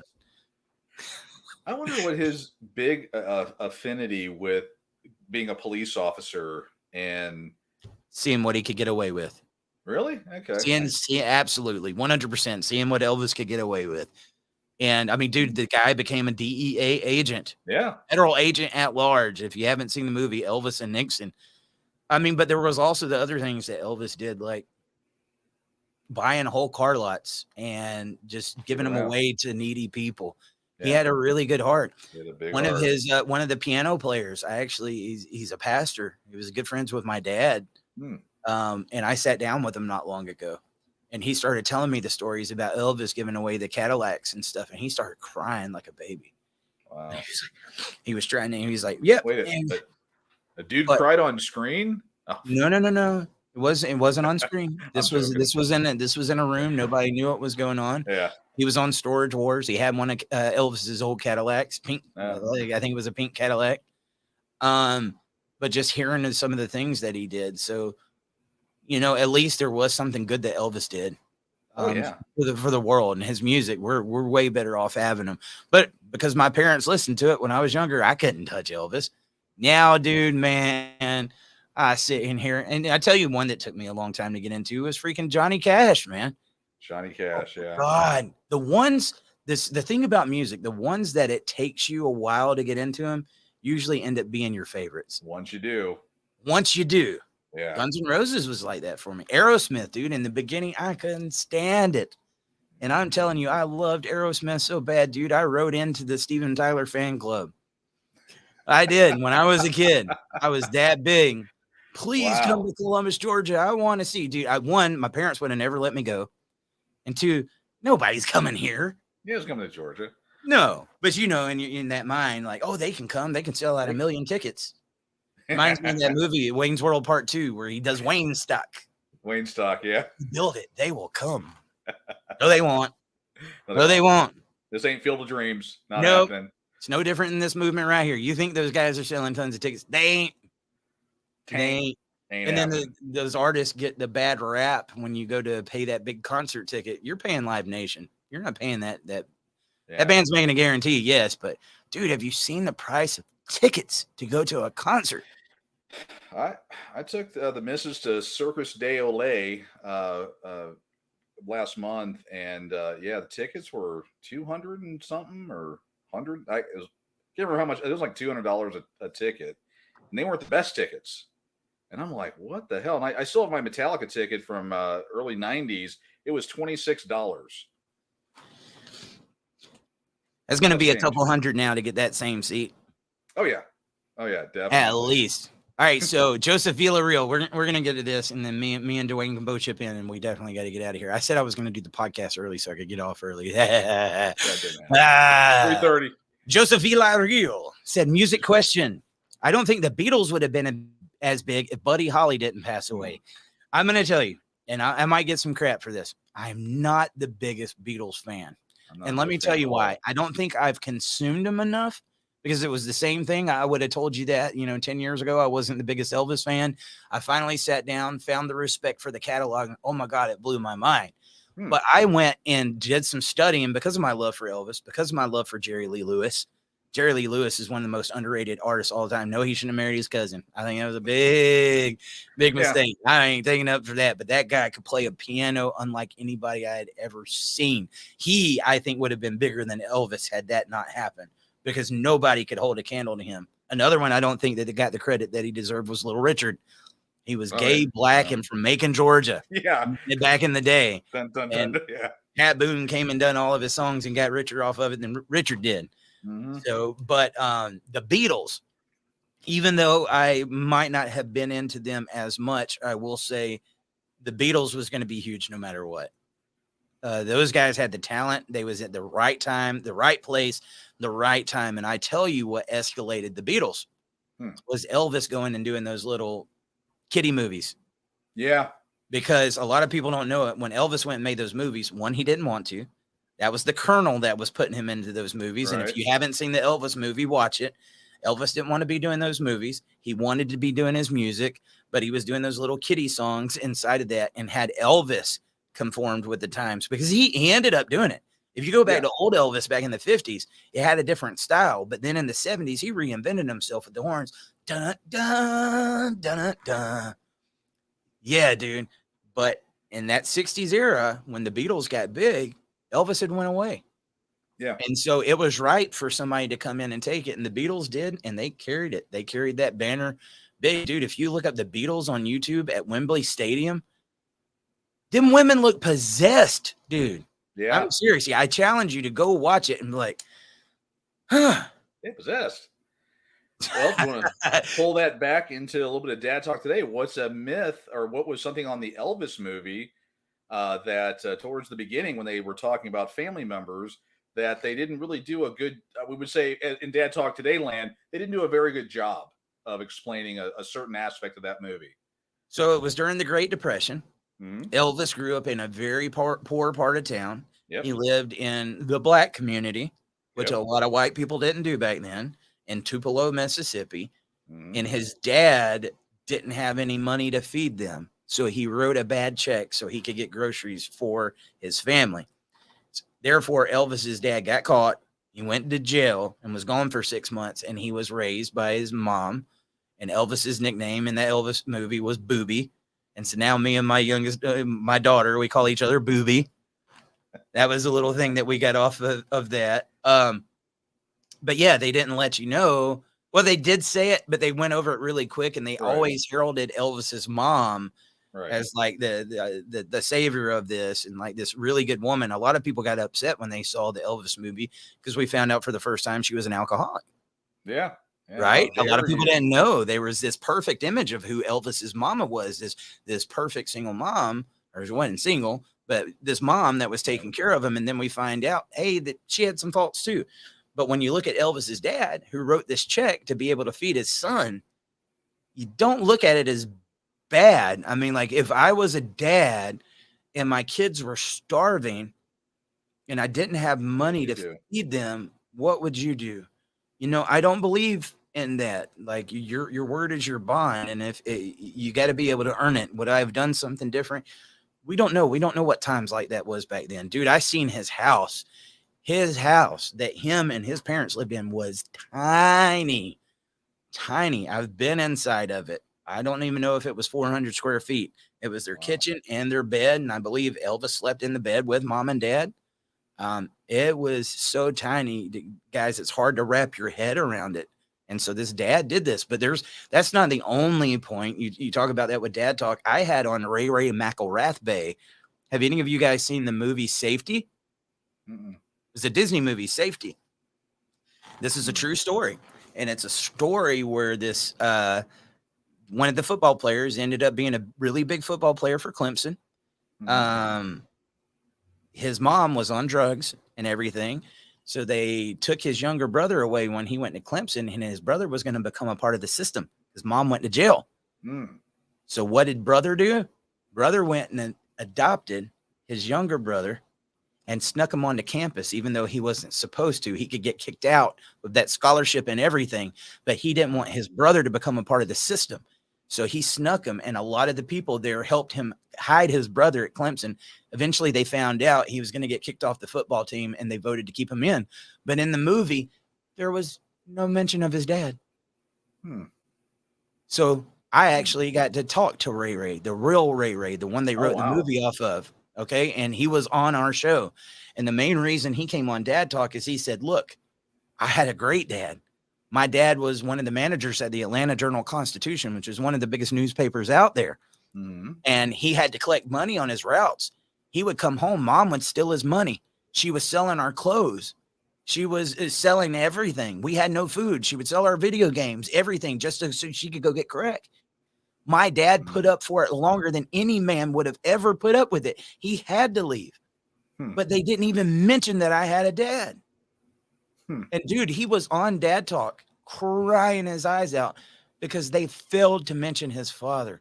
Why did you leave that detail out? Isn't the story of this guy having to adopt his brother and sneaking him on campus, is that not mind-blowing enough? And you already said that mom was on drugs, but why did we have to exclude the dad from that? Think about that. If you hadn't seen it, go and check it out. And then you can watch the podcast on Dad Talk. Or maybe you want to watch the podcast on Dad Talk and then go watch the Disney movie Safety. I felt really sorry for Ray, which really, this is one of those moments until I thought about it. I need to check on him. I need to see how he's doing. But all right, man, that's definitely going to be it. We're going to do, let's see, Joe's last request there at 9:44 Central. I think we're supposed to do double swings from Wayne's World. Swing. Oh, you got to do the swing. Swing. It's Dad Talk. Dad Talk. Party time. Excellent. Like, share, subscribe. We'll see you guys tomorrow. Never